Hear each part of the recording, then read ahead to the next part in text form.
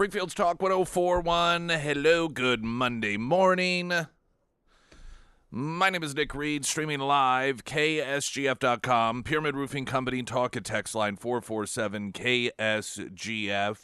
If you'd like to text in, feel free to do so. Any questions, comments you may have, that is the place to do it.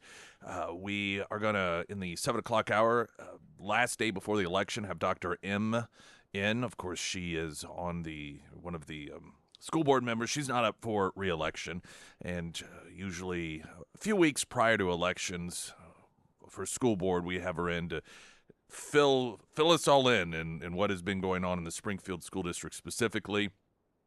She joins us not in her capacity or on behalf of the school board, but as an individual who also happens to be a school board member. So we'll have that last day of conversation with her. And then, of course, we do have sample ballots at ksgf.com, as there are numerous school board elections and other questions as well, depending on where it is that you live, of course. The continued freak out over tariffs in the stock market, and I just there was a piece. It was a relatively short piece in the Federalist. What is it called? Touch the Grass or something, which is a meme of sorts that basically just relax and just enjoy the simple things in life. And it noted that one of it's almost conventional wisdom is you just don't look at the stock, at your portfolio. You don't look at your 401k on a day-to-day basis. And it reminded me of a couple of different sitcoms in which the whole premise of a storyline was just that. One on Seinfeld, I believe it was in the early years, where they decide to invest because of a friend of theirs who is an investor or something, and every single day, of course, they're looking at the newspaper, and oh my gosh, look at the price, and then it drops, and we got to get out, no, we got to stay in, and then it goes up. Episode of King and Queens, the same. It was a episode in which they ended up with some unexpected money, bonus or something, and decided to invest it. And they just became obsessed with watching it. And, oh, my gosh, it's going down. What they're panicking. They're panicking. Oh, well, we got to sell it. No, we don't. And just the angst over it all. And this is, of course, what is happening. And it doesn't mean we shouldn't care about such things. But if there's one thing that we have learned about the marketplace throughout the existence of said marketplace, stock market, is that you have these ups and downs that happen, and every time we do come out of it, the question is, will we continue to come out of it, and will we be stronger? And that, of course, is the overall plan. A number of different Trump people out talking with the media over the weekend, explaining some things. As usual, the Democrats, they like to try and find this one little thing that they think just shows Trump has no idea what he's doing. And we saw over the weekend a great deal of focus from Democrats on Trump put tariffs on an island that doesn't even have people. It's just penguins. He's clearly an idiot. Well, it turns out there's actual legitimate reason for doing that. And it's primarily targeting China, because what China does and what they have done is, if there's a tariff put on an industry within China, they just set up shop somewhere where there's no tariffs. And Trump knows that. He's watched it happen. This was part of the problem we've had with Mexico, is that China would set up shop in Mexico in order to get out of having to pay those tariffs. And so in order to be a step ahead of China, you got to put tariffs anywhere and everywhere they could set up shop. And that includes uninhabited areas, islands even, because that's how China operates. The media generally not so interested, as are the Democrats, not interested in the actual truth of things, just taking an opportunity to play off of people's lack of knowledge regarding how these things work, in order to make them think that what Trump is doing is just, doesn't make any sense whatsoever. There was there were hands-off rallies across the country, including Springfield. I guess just because of that, the South Campbell by the Steak and Shake there, that walkover bridge that just is a favorite place for left-wing protesters to do nothing other than make cheap signs and stand out in the rain and holler at traffic, and this weekend was no different. But I wanted to play some audio. It is remarkable how little information these people have. I mean, you listen to them and you think, where do they get their information? You know, it's legacy media largely, but it's still so profound how flat out ignorant they are as to the different issues that they claim that they have grave concerns about. I'll play audio from that. Also, Elon Musk sharing video and audio at one of these rallies of someone there's a guy walking around with "got to get the fascist Trump out of the White House," and asking, well, what exactly about Trump makes him fascist? And as usual, no clue whatsoever. None. I mean, these people, anytime you ask them for any sort of specifics, they demonstrate they have no idea what they're talking about. And sometimes they admit it. The guy that was the focus of the video that Musk put out there, he eventually is like, I just got this sign from over there. Just saw a lot of people, and I thought I'd come hang out. I mean, no clue, but walking around with Trump as a fascist sign. Weather in a moment. Right now, the latest news update.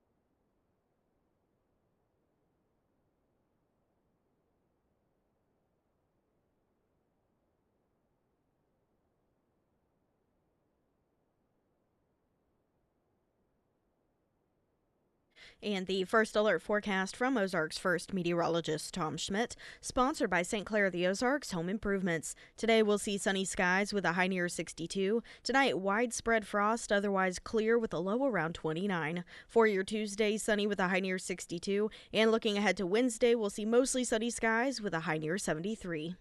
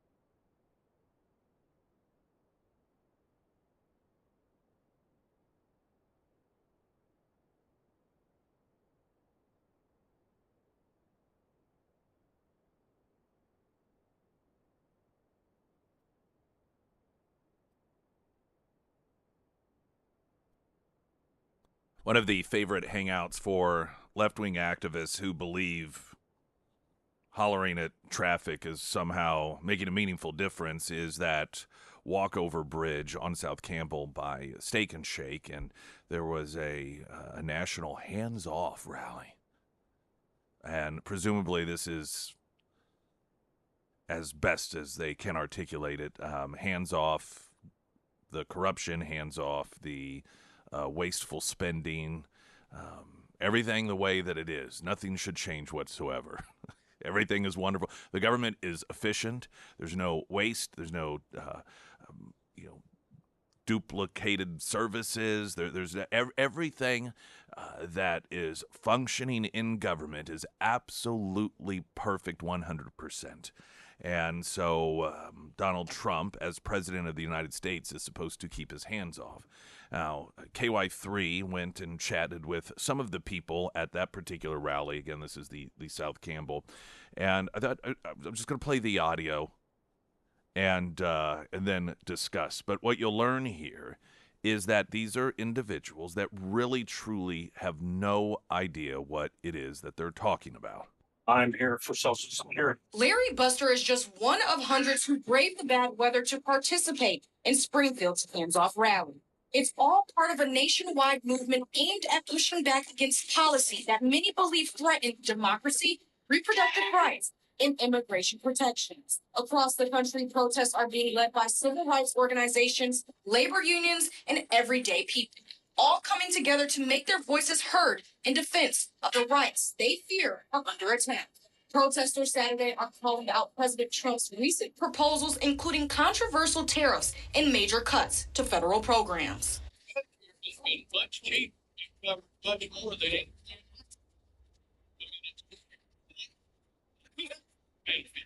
None of these benefits should be touched. Allen and others at the rally are also raising concerns about Elon Musk's role in the government after layoffs and agency shutdowns linked to his department. Elon Musk is unelected, and he had no right to run people in and grab our data. Very concerned about their having access to data that they have absolutely no right to have. Many we talked to say they're worried about the future and believe now is the time to speak up. I am mostly hoping that our voices can be heard and that this will encourage people to take a push. Because while I myself, I'm not fully confident that the Trump administration will actually pay attention to us or what we're saying, I do believe that it will at least hopefully encourage other people. This is a Trump hate. It's very conservative, and liberals don't get a chance to even voice their opinion. All right, so you could tell it was windy. Evidently, that was an important part of the story because it's very windy out there. Now,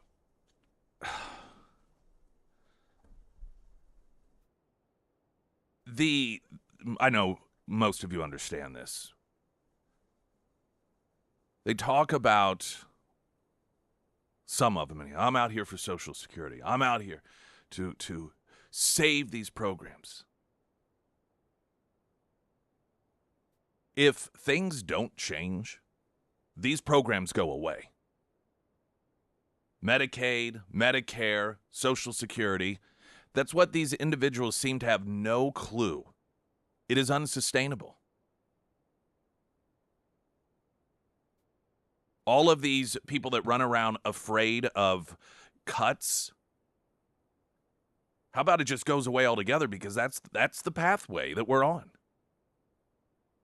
I mean, it would be great just to click our heels together and everything magically is wonderful. That's not reality. It would be nice if you could just stand out in the rain with a sign hollering at traffic and everything magically turned out just fine. All of a sudden, these programs were completely solvent, and that's all you had to do. You don't have to do anything in terms of efficiency. You don't have to do anything in terms of, just recognizing the numbers. The numbers and what they mean and the direction we're headed. Just make a sign. Go out there, brave the rain. Look at that. Everything magically is just fine. That's not how this works. Talking about the programs being cut. Which programs? Now, we know that there are massive inefficiencies and massive fraud. Up until recently, even Democrats claimed that they too supported cutting those things. But if you notice, not a single proposal, nor have they provided any in the past. Clinton and Obama and Biden, they all virtue signaled, well, we're really going to focus on getting government more efficient and getting rid of the wasteful fraud and getting rid of this and that. They never do it. I can all but guarantee you a number of these people that are standing out there at these hands-off rallies at some point have complained about how wasteful government is. Oh, but because it's Trump doing it.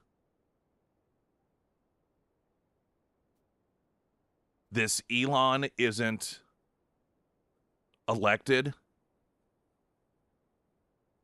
I don't know that there is any argument that can be made that is a greater demonstration of the ignorance, and it's not just ignorance in terms of lack of knowledge, but the inability to think. First off, how do you think that this works? Like when the president gets elected by the people, he is the one that actually does everything? Is that what you think? There's no appointments made. There's no hiring. The executive branch has make that two people in it, the president and the vice president, and that's it. Well, because we can't have people that aren't elected doing anything. 99.999% of people in government that have access to this information have not been elected. The best follow-up question I've seen, and perhaps you have as well, for these people on the left that just regurgitate without any thought these talking points if Elon isn't elected, is to ask, well, what did you think about Dr. Fauci? Oh, love Fauci. Love Fauci. Well, he wasn't elected. One woman said, yeah, but he was appointed by the president. Yeah. These people have no ability or willingness to just think. Elon's grabbing up our data. What does that even mean? Well, he shouldn't have access to it because he's not elected. So again, what you think Donald Trump, that's what he does? That's what the president of the United States does? All right, sit down. All right, we got how many millions of Americans here? We got to go through all of this spreadsheet and everything. That's what the president does. Are you out of your mind? Can you just think before you open your mouth? I mean, I love good intellectual debate. I believe that as a society, that is how you improve. You have differing perspectives that offer up intellectual perspectives, and then you weigh those two or three or four, however many arguments there are, and then with your brain, you figure out which one makes the most sense, which one is the most accurate. But you listen to some of these people on the left, and there's just no intellect there. Nothing. Give us something to work with here.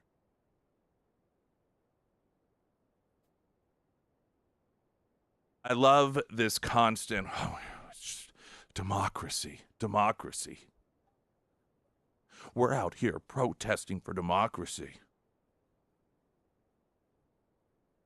Now, if you're talking about the democratic process of electing a president, then it's what you're watching, what you're protesting against is democracy. This is what Trump got elected to do. He won. If this is all about protecting democracy, what are you pitching a fit about? This was not a secret. This was one of the reasons Trump got elected. This is what we knew this was coming. He said he was going to do it. There was no gray area here. It was all very specific, laid out, and the American people said, yeah, that's what we want. You know, democracy. So as usual, when the left talks about democracy, what they really mean is I want the world to run the way that I want it to run, even if I'm in the minority. That's the definition of democracy. It's not actual whoever wins the vote gets to be in charge. No, that's not democracy. Democracy is what I want to happen.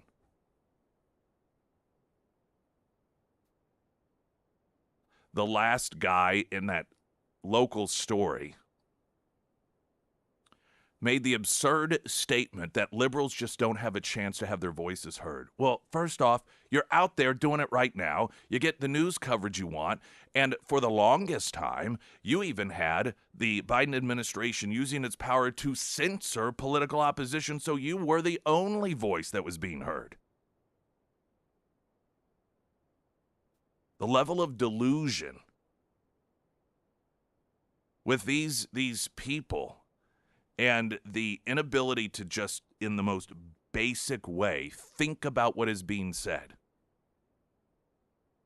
it becomes just quite exhausting. There is we're going to take a break. Town Hall has a piece. It's just just a quick glance or observation. The title of the observation is someone made another peculiar observation about these anti-Trump Elon protests. And it's something that we've actually talked about, I think, a few weeks ago. And I thought it was interesting that others are beginning to notice this as well. That next, I'm Nick Reed.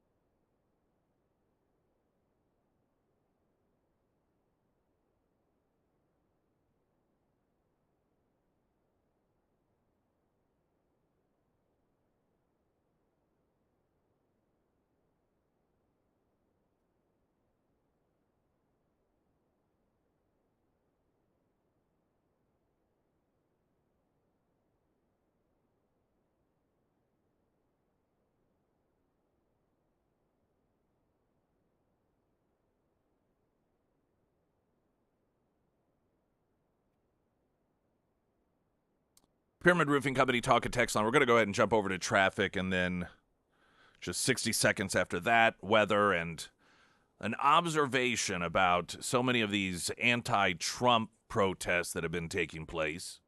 Springfield's Talk 1041. I'm Nick Reed.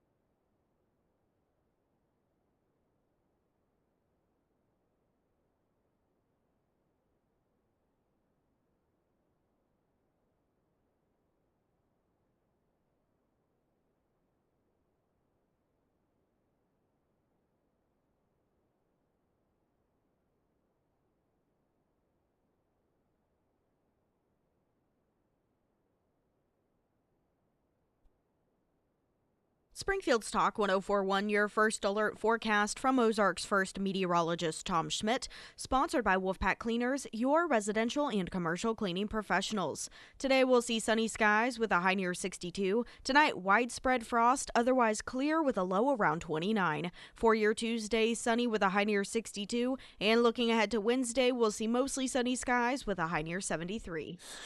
Pyramid Roofing Company talk and text line, some of the messages here. John Kerry wasn't elected to his climate czar position, but the leftists around the world were all ears of his destruction of our energy infrastructure, and who the blank has time to stand on a bridge holding cardboard signs. Let me pull up. There was another one here. Nick, I saw a reel the other day on Instagram. It was a man saying, listen to this MAGA talk about this wasteful spending and the fraud in the United States government. Then it flipped to a video of Obama talking about wasteful spending and fraud that needed to be under control in the American government.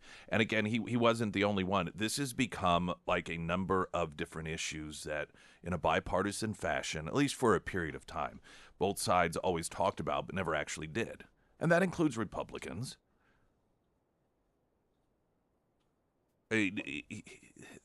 I can't tell you, I think my entire life that I've paid attention, I have listened to Republicans talk about the destructive nature of the, Department of Education, for example, and how it needs to go away, which is true, but no one ever does it.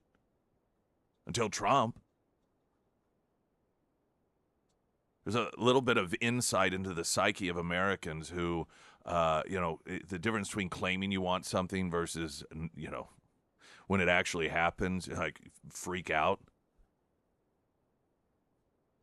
I know many of you aren't, but you listen to these people on the left, and it's as if we've never even heard government spending is wasteful, that there's never been a Democrat to talk about this or that has talked about it. Now, here's what they will say to the point of the person who texted in about past Democrat presidents talking about cutting wasteful spending. When you bring this up to them, they will oftentimes regurgitate, well, that was wasteful spending. That's not what's happening here. Trump is taking a sledgehammer to where his scalpel is needed. All right, we'll give some examples here.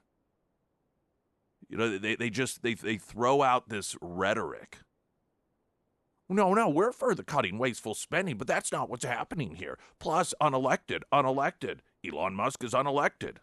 This is why they go back to these default bumper sticker slogans that don't have any real meaning. Because they don't know what's going on, ultimately.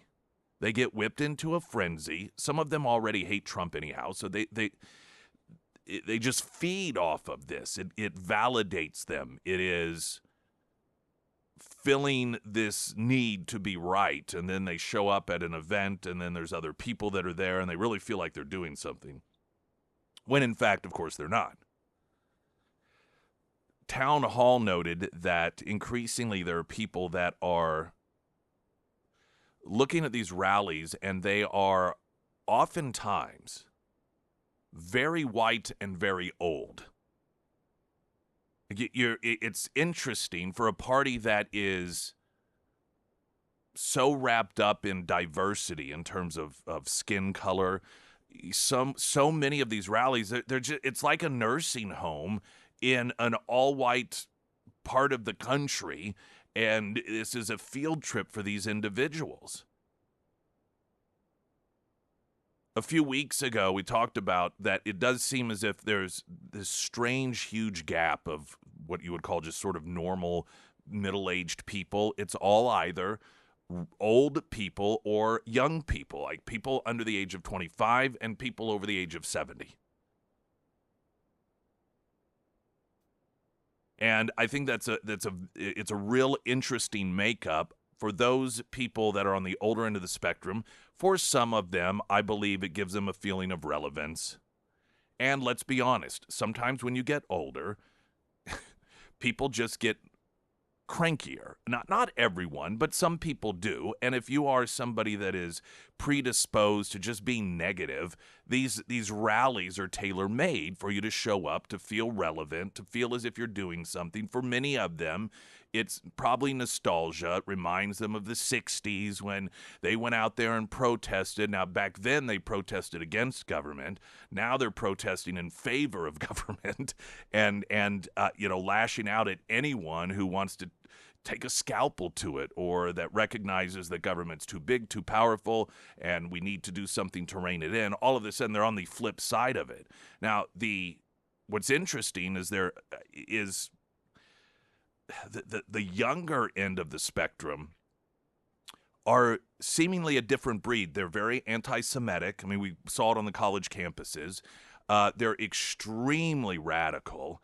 And, they also seem to be there oftentimes just to fulfill a need of some sort, to feel relevant. A lot of times it's the LGBTQ activists that have in their minds this imaginary ghost, this imaginary fear that they create that, Donald Trump is after them and all these MAGA people are going to start chasing them down, so they have to come out and rally.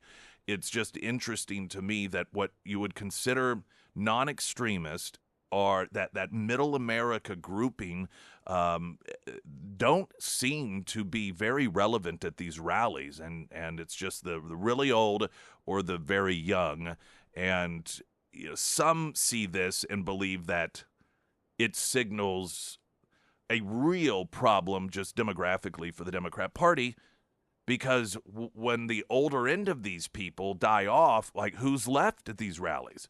Well, it's those younger anti-Semitic radicals that this is the battle for the Democrat Party right now. I mean, it's just dealing with this, who's going to control it. And right now it's the extreme totalitarians on the left that have the age factor on their side. It's just, waiting out the older ones to eventually die off.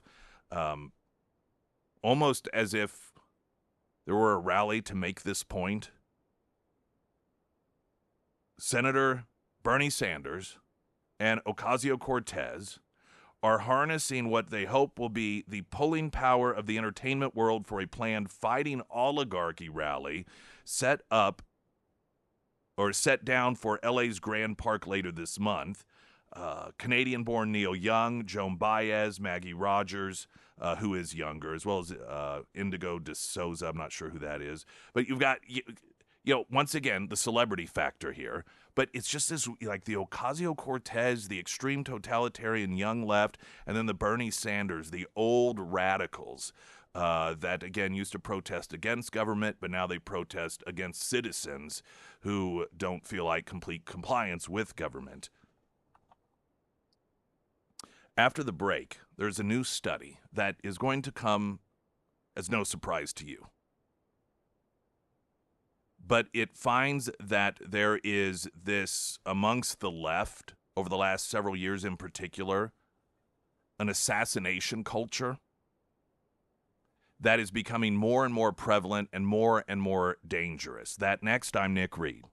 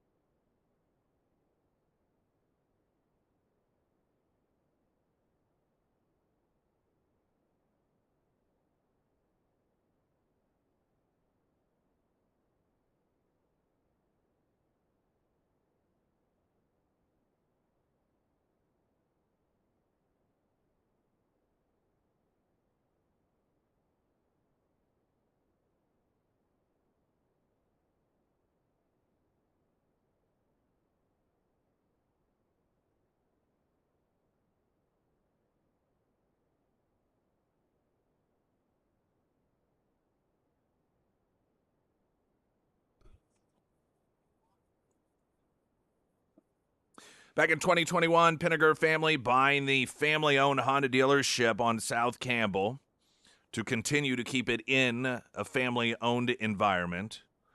Grand opening of the new building coming up at the end of April, though they are open today, or, they are currently open as they go through the massive renovations there. All sorts of incredible deals. New Honda HR-V for just $299 a month. 2025 Civic for $320 a month. That's financing. This is to buy it outright.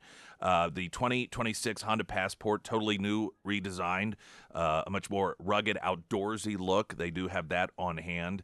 And an additional $1,000 towards your trade-in when you upgrade to a newer vehicle. And something I've mentioned in the past, they have a disproportionately high number of females that are there to help you pick out your new vehicle. And for a lot of folks, sometimes you get just this perhaps unfair stereotype of guys that are car salesmen and taking advantage of people. And if you may find yourself more comfortable dealing with someone that is a female, then you're going to have plenty of options at Pinnaker Honda there on South Campbell. So swing by today, and don't forget, every Friday they have food trucks there. They rotate different food trucks at Pinnaker Honda. A disturbing new report reveals that violent political rhetoric online, including calls for the murder of public figures like Trump and Elon Musk, is being increasingly normalized, particularly on the left. The report from Network Contagion Research Institute, NCRI, found that a growing number of people are willing to justify and even applaud killing in the name of their politics in a warped sense of social justice. The chilling change appears to have accelerated in recent months.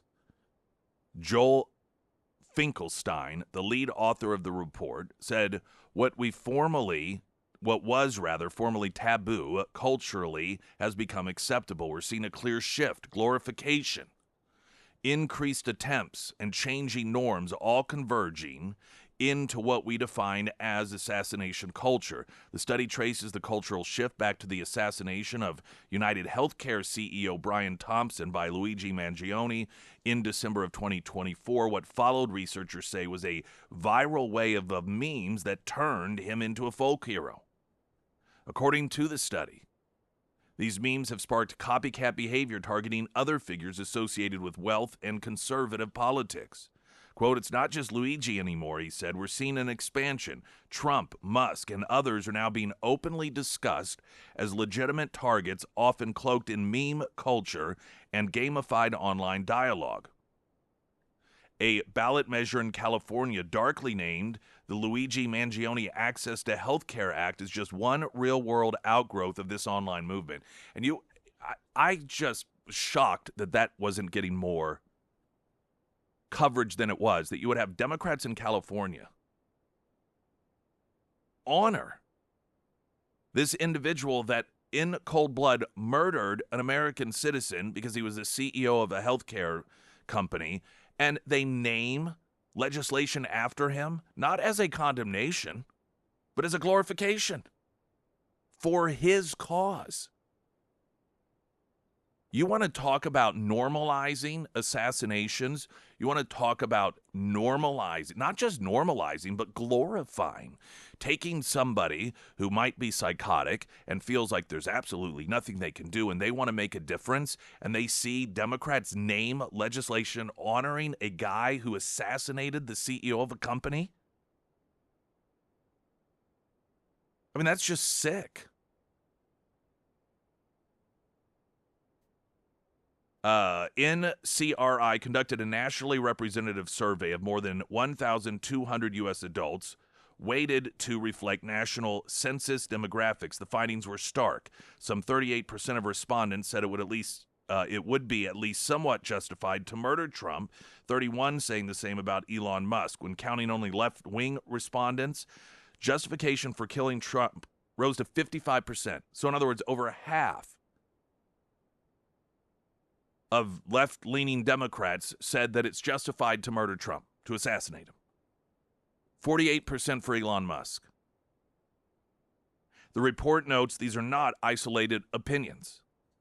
They are part of a tightly connected belief system linked to what we call left-wing authoritarianism.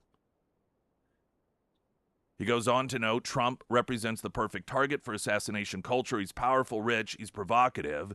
That puts him on the highest shelf for those who glorify political violence.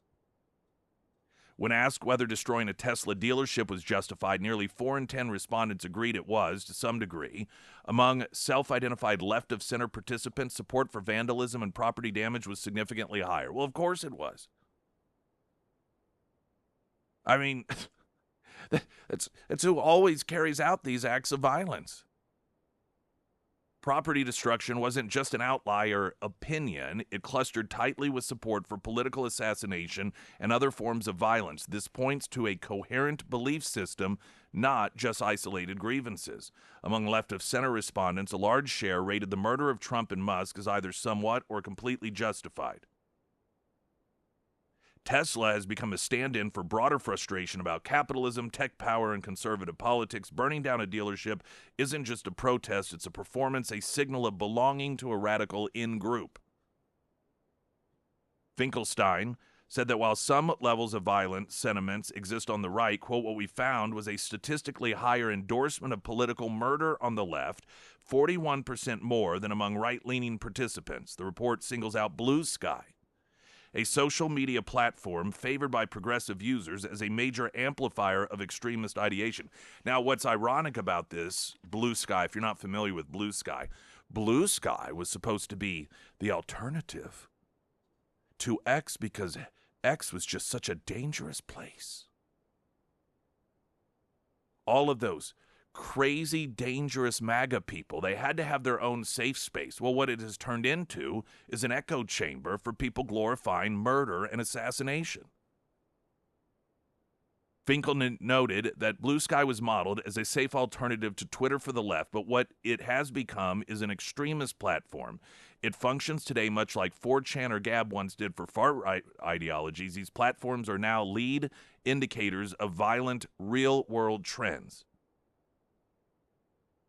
According to NCRI's open source analysis, Blue Sky saw a spike in engagement on posts referencing Mangione, Trump, and Musk, crossing over 200,000 posts and 2 million engagements in just months.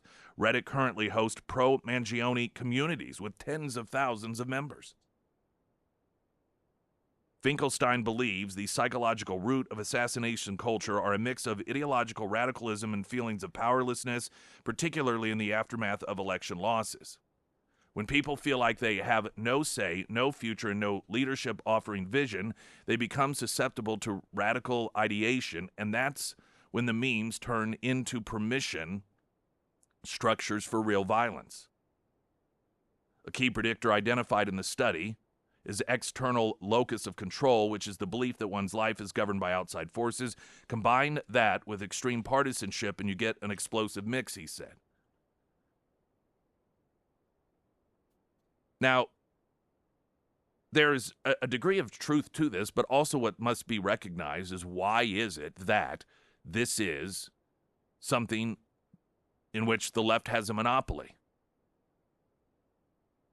We spent the years of the Biden administration being told that it was the Trump supporter that was the potential terrorist, that it was the parent who shows up at school board meetings that was the potential terrorist, that it was the Catholic that goes to Mass and is in church more than just once a week that is the potential domestic terrorist, that it was the right-wing militias were the number one threat to domestic terrorism in this country. Yet we never saw these attacks. We did not see left-wing politicians being attacked by Trump supporters. The most high-profile attack at the hands of Trump supporters turned out to have not even been Trump supporters, the Jussie Smollett case, but he had to pay people to pretend to be Trump supporters.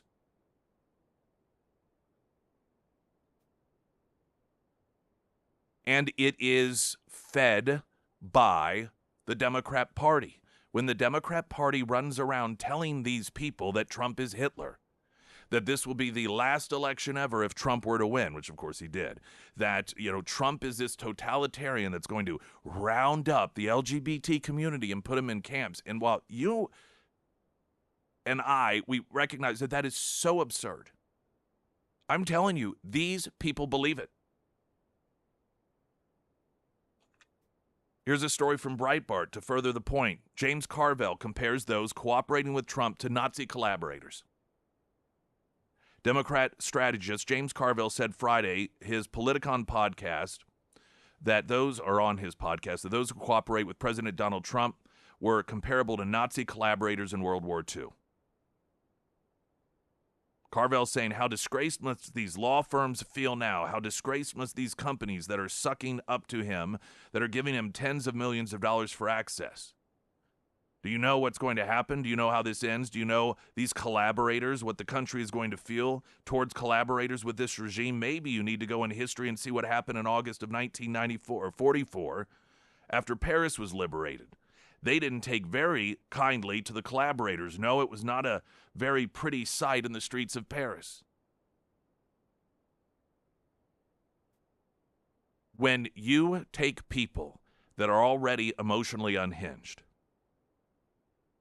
and you allow for the normalization of assassination attempts and the celebration of murdering people and damaging property of those people with whom you disagree, and you continue to label people with whom you disagree as Nazi collaborators and essentially these people that deserve to be put down, yes, you're going to have political violence. And that's why we continue to see it. And the projection is profound.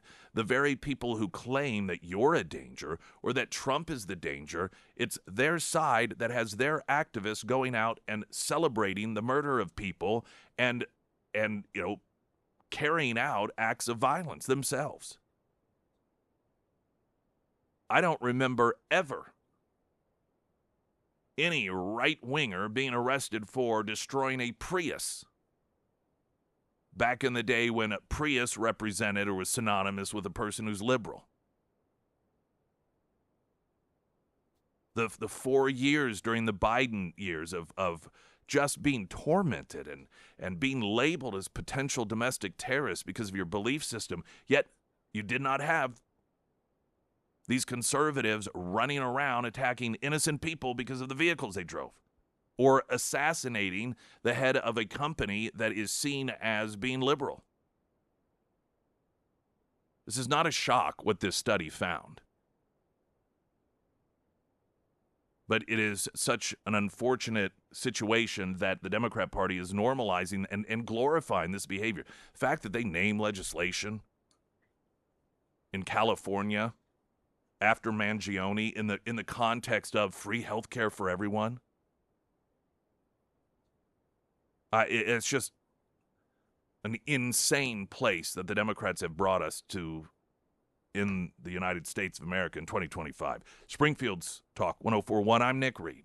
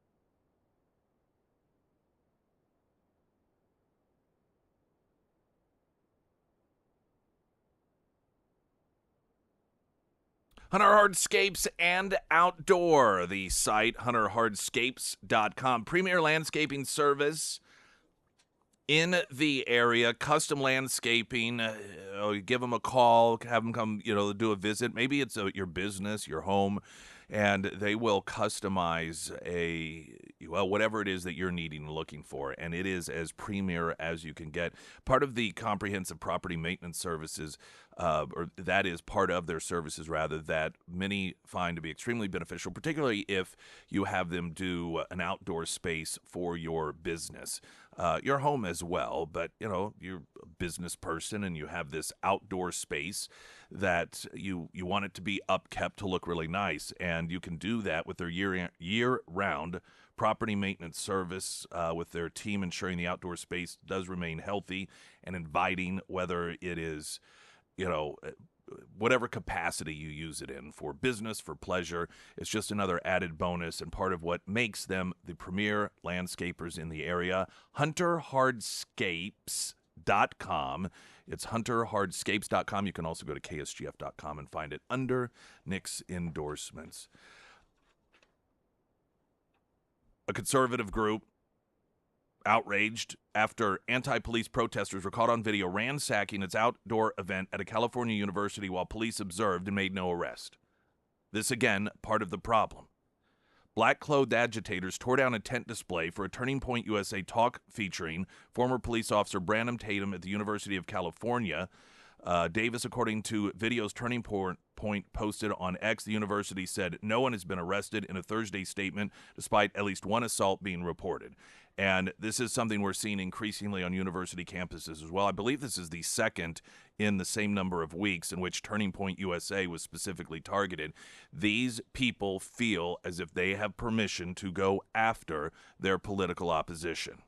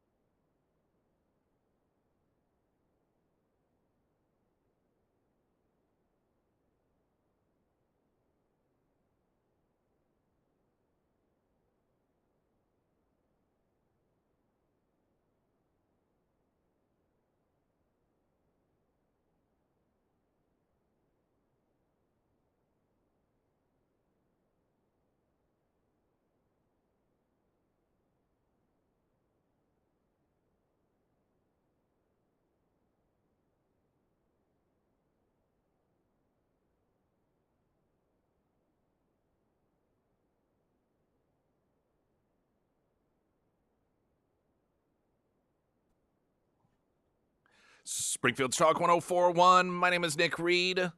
Welcome to the show, everyone. Streaming live, KSGF.com. You miss any of the show, fear not. Podcast at KSGF.com. The app, Spotify, iTunes. You can go back and listen. Listen again if you want. Share it.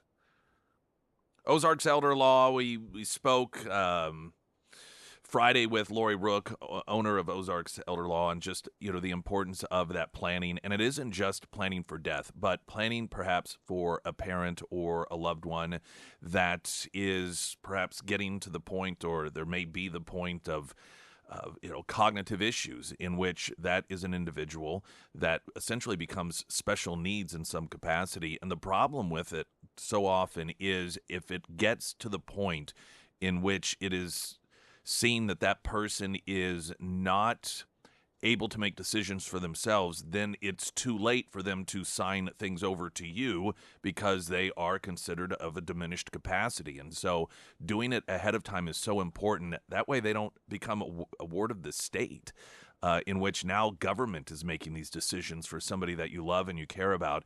And that's one of the many areas in which Ozarks Elder Law can save a family from being broken apart and torn apart in that way. It's all about pre-planning. Unfortunately, so much of this stuff, it's one of those deals where once it's too late, it's too late. Once you're in it and you realize, wow, we should have done this. Some of that stuff you can't go back in time on. So it's just best to prepare. And the good people at Ozarks Elder Law can do just that. OzarksElderLaw.com. Also, under Nick's endorsements at KSGF.com. A biological male athlete stole first place in a recent girls' high school track meet in Portland, Oregon. Any given weekend, we see these stories pop up, though they don't get the attention that they deserve. Going by the name of Leah Rose. The transgender was a prior competitor in the boys' division under his real name, Zachary Rose. Rose was victorious in the high jump that took place at the Portland Interscholastic League Varsity Relays. Rose's winning height was 4 feet, 8 inches, which beat the second-place competitor by 2 inches. When under the name Zachary, while competing in the boys' division, the biological male was absolutely dismal. In 2003, while up against JV boys, Rose finished in 11th place out of 11 athletes that were competing, putting up a score of 4 feet 6 inches per athletic.net. So here is what we're told is not supposed to matter, yet another female that loses out, because the decision has been made in some quarters of this country that when it comes down to it, the guy gets to make the decision as to where it is that he's going to compete. And if that means against women, there are areas of this country that are blue areas run by the left, by the Democrat Party, in which the woman's told to keep your mouth shut. There was a female fencer that was disqualified because she took a knee stating that, I'm a gal. This is a girls' competition. I should not be forced to compete against a boy.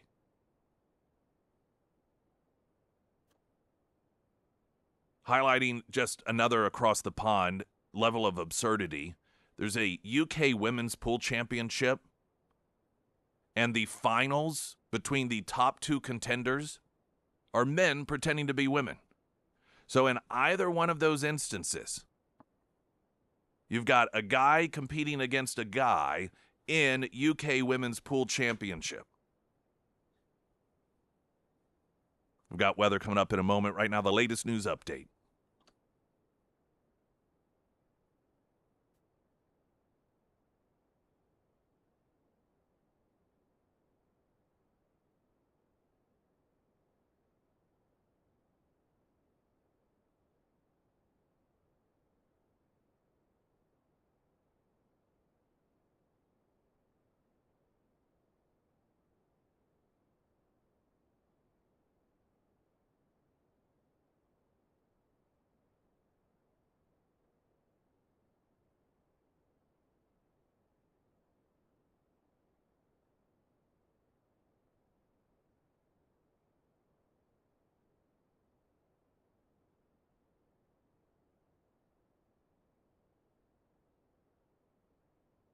And the First Alert forecast from Ozarks First meteorologist Tom Schmidt, sponsored by St. Clair the Ozarks Home Improvements. Today we'll see sunny skies with a high near 62. Tonight, widespread frost, otherwise clear with a low around 29. For your Tuesday, sunny with a high near 62. And looking ahead to Wednesday, we'll see mostly sunny skies with a high near 73.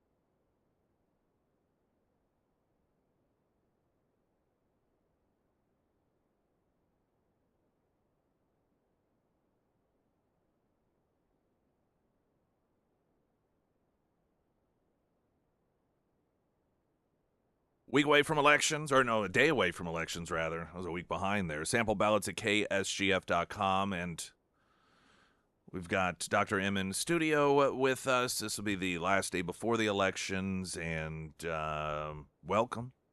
Thank you for having me. Yes, of course. I know last week we talked about how this week we would get into some of the specific things that have been occurring of concern within the school district. And I guess we'll just start off with that. Yeah, because that's why we need people to go out and vote. That's why we've been talking every week with Nick Reed about what is and what isn't in our schools. And we're going to do some more specifics on that today. But really, we're doing that to make sure you understand how impactful your vote is. Everybody is so concerned about what's happening in D.C. and what's happening with Elon Musk and President Trump. Right. That has no bearing on why you're seeing homeless people and beggars at every corner in Springfield. That has no bearing why the kids can't look you in the eye. I shouldn't call them kids. The young adults can't look you in the eye. They can't converse and they can't make change. That is directly a responsibility of us in our local government leadership. So with that, just in the last 12 hours, I've had the following conversations. I spoke with a teacher he is a shop teacher, so at a high school level, who said, I spend the first month of shop teaching kids how to do fractions. Because if you can't do fractions, you can't do any form of carpentry. And these are kids who should have learned fraction in fourth grade, right? I had another teacher tell me that she has a student, she teaches science at a high school, and said, I had a student who was so excited because she got into college. And, sometimes students have those special relationships with teachers where they feel really comfortable and they seek help from them, and said, I just really need help. Can you help me can you help me do long division before I go to college because I am so nervous? Okay. Then I had another teacher tell me, because it's like, what's the hardest thing teaching, right? And usually they will tell you it's discipline, right? It's lack of respect, it's lack of resources, lack of support from administration. Well, this teacher said the hardest thing for her was handing out diploma to a student who had never passed a single math or science class. Because we have this thing called Missouri Options. So the students go to an alternative learning center, or they do it within the building, and basically they get to go through 5 courses. It's called credit recovery in the space of 2 weeks. So they will do history, geometry, I shouldn't say geometry, Algebra 1. These kids can't make it past Algebra 1. Algebra 1, English 1, a whole host of core requirement classes.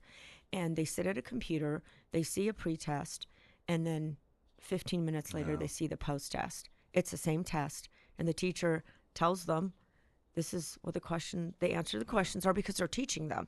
And then 15 minutes later, they see the same test as the post-test, and that's how they're able to get through, an entire semester in 2 weeks because they're doing a chapter a week or a unit a day. If that's all it takes, we could save a lot of money. Yeah, and think about it, all these people, and I had a conversation with Dr. Mulford. He was our deputy superintendent about this right before he left. I didn't even know he was leaving at the time, and he fully acknowledged it. He said yes, and they always have a way of blaming the last superintendent. Well, this is the remnant, and this superintendent, she's on it, and she's going to curb it.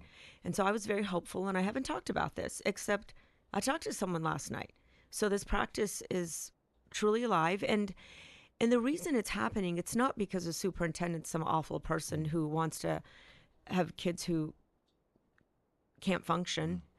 It's because you've got graduation quotas to meet. Right. And looking better is what's important. It's what we project out to the world that matters. And it's that, can you imagine if our graduation percentages plummeted? That would look bad.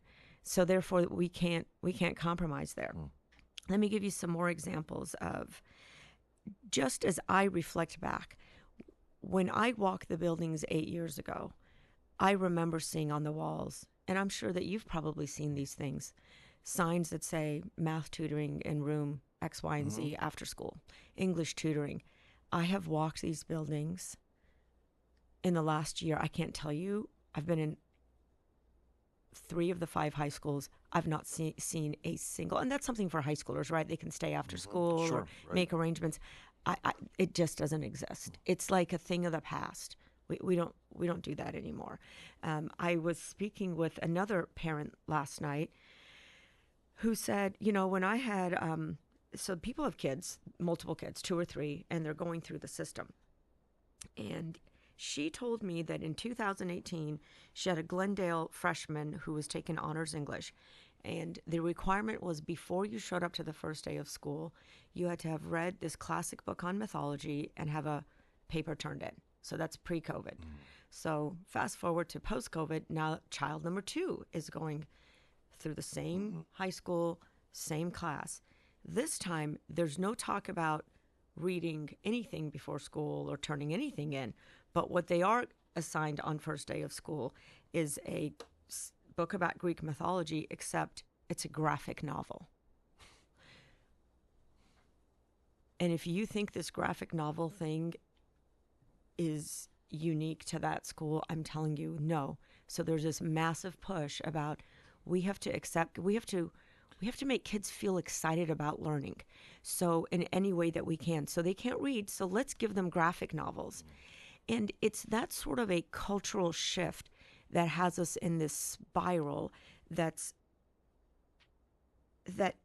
just, it's vicious. It's a cycle we're in. And so the way it starts is at the top, we have, declining education, declining expectations, declining discipline, declining involvement of parents, right? In COVID, we shut our schools down. We said, you couldn't come back. You couldn't come in.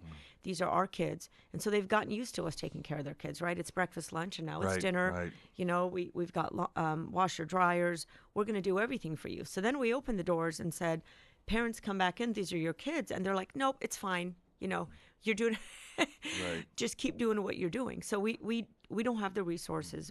We've lost our way.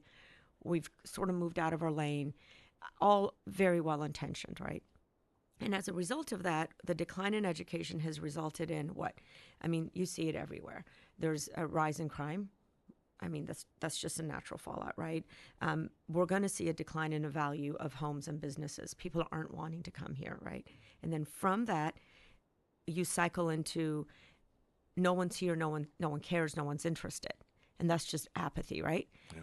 This is how we have the city council elections that we're facing and the choices we're facing, and that apathy turns into voter apathy, which then cycles back into this vicious cycle. And the way to solve that is to get involved and vote. So if you're listening and you think, well, I live, I don't live in Springfield, I guarantee you know someone who lives in Springfield. So I need you to stop what you're doing and encourage everybody you know and ask them to do the same in turn, to get out and vote tomorrow. Where do you go? You go to the same location you went to in November. It's not hard. I promise they will be open from 6 a.m., so before work. They will be open all the way through 7 p.m., so after work. The same exact place you went to in November in Greene County, in Christian County, wherever you are, and you cast your ballot for who is going to shape the future, not of these children, but of our collective futures, our communities. In Springfield, ask them to vote for Kelly Byrne and David Myers. In Ozark, ask them to vote for Wade Wheeler. In Nixa, ask them to vote for Bridget Bittinger and Jonathan Lindsay. And to give people an idea of how few votes it takes, these elections are determined in perhaps Ozark and Nixa by about 100 votes. In Springfield, we're looking at anywhere from 200 to 500 votes. It doesn't take a lot. And you will be rewarded because you will see change. And I'm hoping that will then inspire people to keep voting and staying involved. I'd like to now get into some specifics we talked about what's not in the buildings a lot, right? What has left the buildings? Well, here, let's take a just 2-minute break, and we'll continue on Dr. M on Springfield's Talk 104.1. I'm Nick Reed.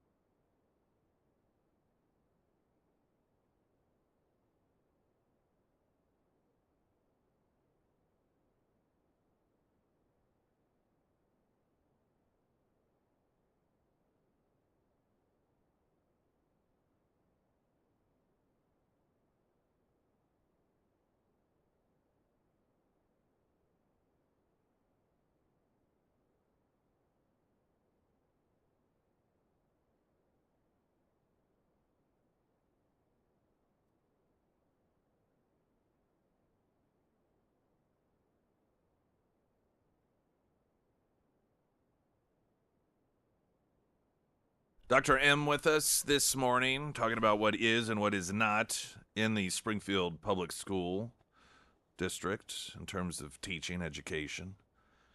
And that being said, let's continue on. Okay, so we talked about what's not in our schools, which is high expectations,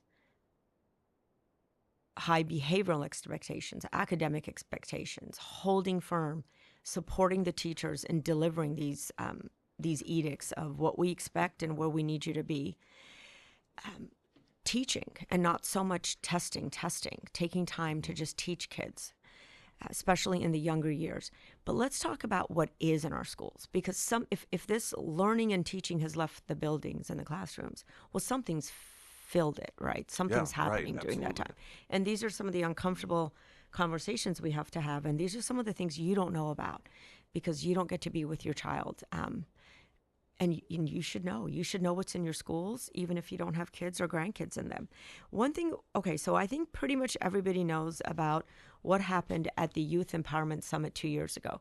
But it is, for those listeners who don't know, let me refresh your memory. This was an annual field trip that was designed for high schoolers, so freshmen through seniors. It was a partnership between Springfield Public Schools, Missouri State University, and NAACP. So that's the National Association for the Advancement of Color People, right? And they would put this day-long event together, and it was done with the intent of empowering students of color so that they see themselves in a university setting after they graduate. That was the intent. What really was transpiring and what I was able to demonstrate if to those that were willing to listen, is what was really happening is what you had was a partnership between educators and in this instance mental health professionals who were in cahoots with various individuals, including a board member, and they lied to students to further their leftist propaganda. And what they were propagating was this mentality of victimhood, which all it did was serve to denigrate students and their families. It is so incredibly harmful. And I guess maybe I should give a 30-second recap. So they put the kids in this auditorium. They put in front of them the DEI persons from every institution. So we had the one from the city. The city has a DEI chair or DEI person. The gal from Drury, the person from SPS, the person from MSU, because that's the only job you can actually do when you graduate as a Black student, right? There wasn't a doctor, lawyer, a plumber who's, a millionaire because he has his own plumbing company. None of those. No, these are your choices. And I have the entire conference recorded. I think it's the first time I'm sharing that. So you can reach out to me and I can share it with you. And then in a small group breakout session, students were told they were taught about brain trauma, as in PTSD. There was the LGBT flag, of course, next to every slide presentation. They were told about how they were experiencing racial trauma, as though it was, brain trauma, PTSD trauma. The students were then told to close their eyes and then raise their hands if they've experienced it, and only a fraction of students raised their hand. And the mental health professional told them to now put their hands down, open their eyes, and she proceeded to lie to them and say that every student in that classroom had raised their hand. And when this saw the light of day in a boardroom, we had board members acknowledging that students were being lied to and saying that that was okay because this was an exercise to help them. That's what's in your schools, right? And they continue to lie about this in little things. For example, we have clubs that I think are actually very good clubs, Student African American Brotherhood. It's brothers to brothers for boys and sisters to sisters for girls. And I think it's actually a really good club. I've talked to students who like it, but they won't admit that this is for students of color, right? They maintain that this is open to everyone when internal documents show that this is indeed for students of color. So why can't you be transparent about this? Let me keep going about so I've been in 3 schools in the last week. Well, actually more, but this last month, so it's the holy month of Lent. But for those that don't know, this was also the holy month of Ramadan. It ended on Thursday, I believe, in the finale, the celebration or the Eid. And I'm not saying that we should have Easter in our schools. Right. But I did not see a single Easter bunny or an egg. So I'm not talking a cross. But what I did see was a celebration of Ramadan. And this was all the way from, this is elementary school, all the way through high school. And let me give you some specifics. Well, here, that's because I want to get through the traffic here, and that way we can have fully encompassing the subject matter coming up here with, what is going on in the schools in Springfield and this particular, with the Ramadan versus Easter and so forth. Dr. M with us. Pyramid Roofing Company, talk and text line 447 KSGF. I'm Nick Reed.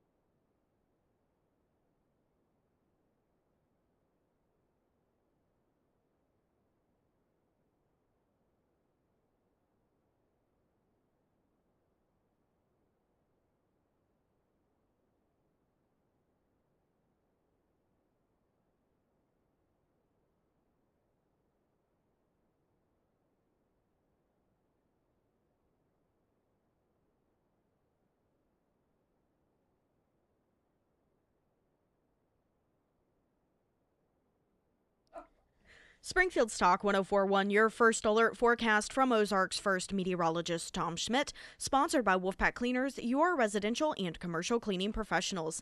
Today we'll see sunny skies with a high near 62. Tonight, widespread frost, otherwise clear with a low around 29. For your Tuesday, sunny with a high near 62. And looking ahead to Wednesday, we'll see mostly sunny skies with a high near 73.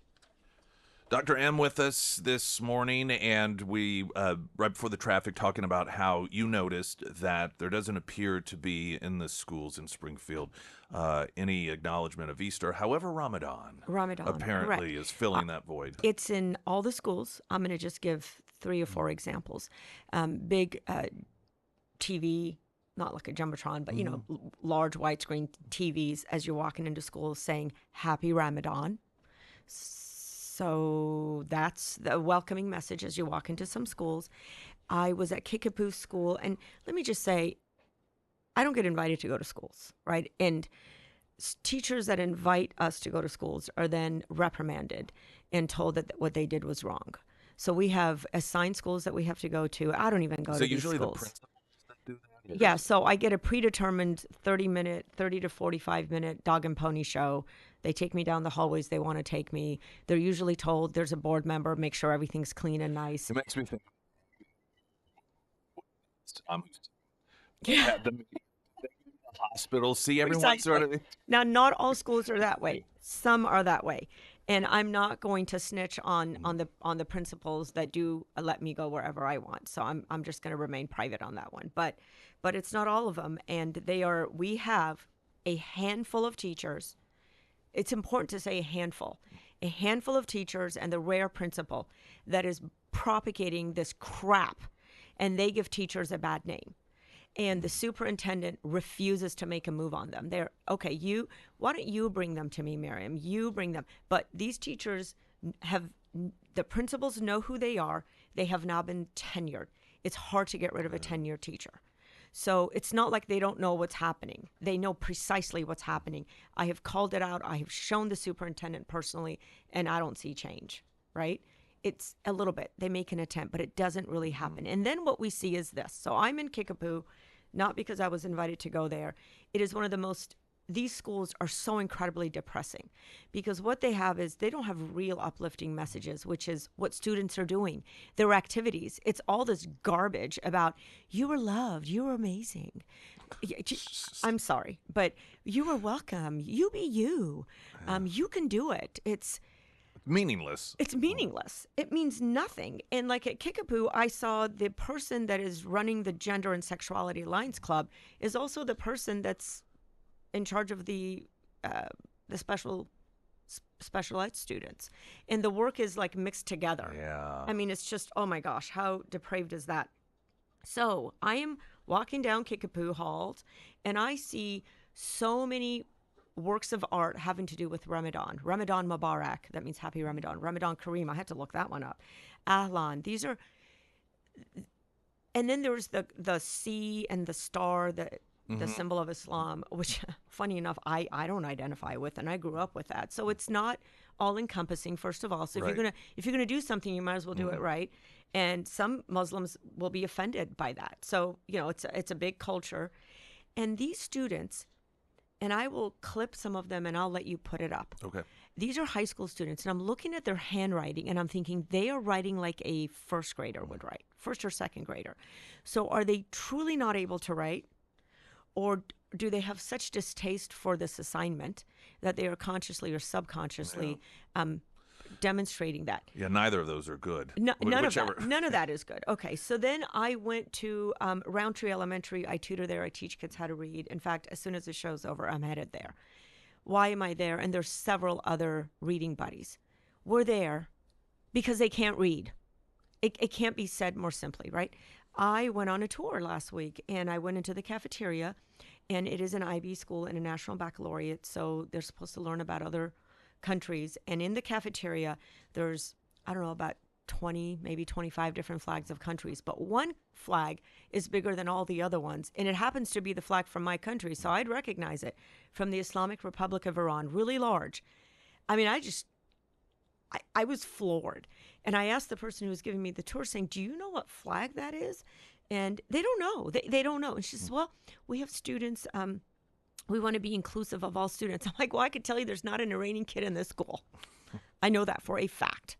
And she says, well, I mean, I think somebody, I was like, where'd you get that flag? Like, how does one acquire that flag? Right, yeah, that's pretty deliberate. And what do you do with it? So we had students take photographs of it and do a little project on it. And I'm thinking, oh my gosh, the Iranian government says they're spending, millions and millions of dollars making sure they're in universities and schools all across the world, and it's right here in my backyard. This school is a mile away from my home. Like, I just couldn't believe it. And I said, well, I can tell you that there's no student, and where'd you get it? And I was just very nice about it, just curious. And she said, oh, actually, now that I think about it, it was a Missouri State University professor. So I'm headed there. I'll take a photograph. I'll send it to you because people should know this. I mean, what is the purpose of that? Right. Right? I mean, and this is all done under the guise of inclusivity. But here's the problem. You've got kids who should be, and I don't have anything against learning about other cultures. I think that's a good thing, right? Because this is, we as Americans, the world is no longer confined. We've got the internet. We have to understand other people, because they're certainly learning about us, and we would be at a disadvantage if we weren't learning about them, right? So this is good. But we got to think about this and go about it appropriately. In K-5, you are learning how to read. And then in 4th, 5th grade, you transition in reading to learn. We have kids who can't read. So we shouldn't be talking about this stuff. We should be talking about things that they are comfortable with, because it's easier to learn how to read when you are talking about, pizza and parties with them, right? If you talk about going to the park, because these are the things actually, you don't even go to the park anymore. Video games, I guess, Minecraft, something they relate to. But I know what they're doing. They're trying to be inclusive so that they are understanding of the 50 Afghanis and their kids. And we have Syrians that have come here, and they have like 6 to 8 kids in each family. In the last 2 years, we've had a lot of Syrians. And so that, okay, fine. But here's the problem. You know what they're doing with these Syrians? They're putting them in a room and telling them to sleep. And so now their kids don't want to go to school because they sleep. They're not really learning English. Well, and how backwards does it seem? It's also backwards. Instead of having the Afghan or Syrian kids learn about America, and it's like the opposite. Because we're assimilating. This is why we're a great country. So no, diversity is not our strength. Our strength is all having a common culture and a common. It doesn't mean you have to give up your culture, but you have to learn about this one. Because if you don't, we will fracture like these third world countries because they have too many the tribal system doesn't work. Okay, I'm going to quickly pivot because we might run out of time. I'm going to now quickly pivot to how this tribal culture has infiltrated curriculum. All right. Well, this would be perfect then for us to do traffic in the 90 seconds, and we'll go to that. Great transition point. Sorry, I'm talking real fast. No, good stuff. Dr. M with us.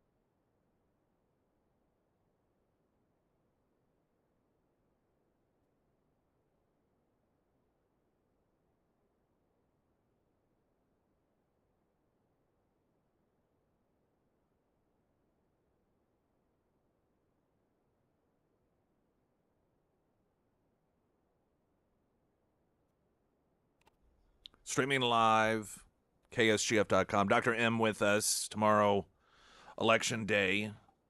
And we're talking about what has been going on and what hasn't been going on in Springfield Public Schools, Ramadan, tribalism. I'm going to take the time to send you some photographs, and if you wouldn't mind putting it up, because I feel like you have to see it to believe it. Ladies and gentlemen, I sometimes don't believe my eyes. I literally don't believe my eyes. You get on Instagram and follow the Gender and Sexuality Alliance clubs in our high schools. See what's in our high schools. At Glendale, I literally popped on it last night on Instagram, and I saw that these kids are meeting during what's called intervention time. So there's a period that each high school does things differently, but they build into the school day a time where students can get help, tutoring, or go meet with a teacher, or you need to catch up in some class. There are students meeting to talk about gender and sexuality during that time. So, I can even put that up on your website. All right, so K-5 curriculum had students, kindergarten through 5th grade, learning about Ramadan. And I'm going to send you photographs of those. It is system-wide. This is part of the curriculum. This tribal learning that I alluded to right before we broke. So you can see that even in the classroom structure.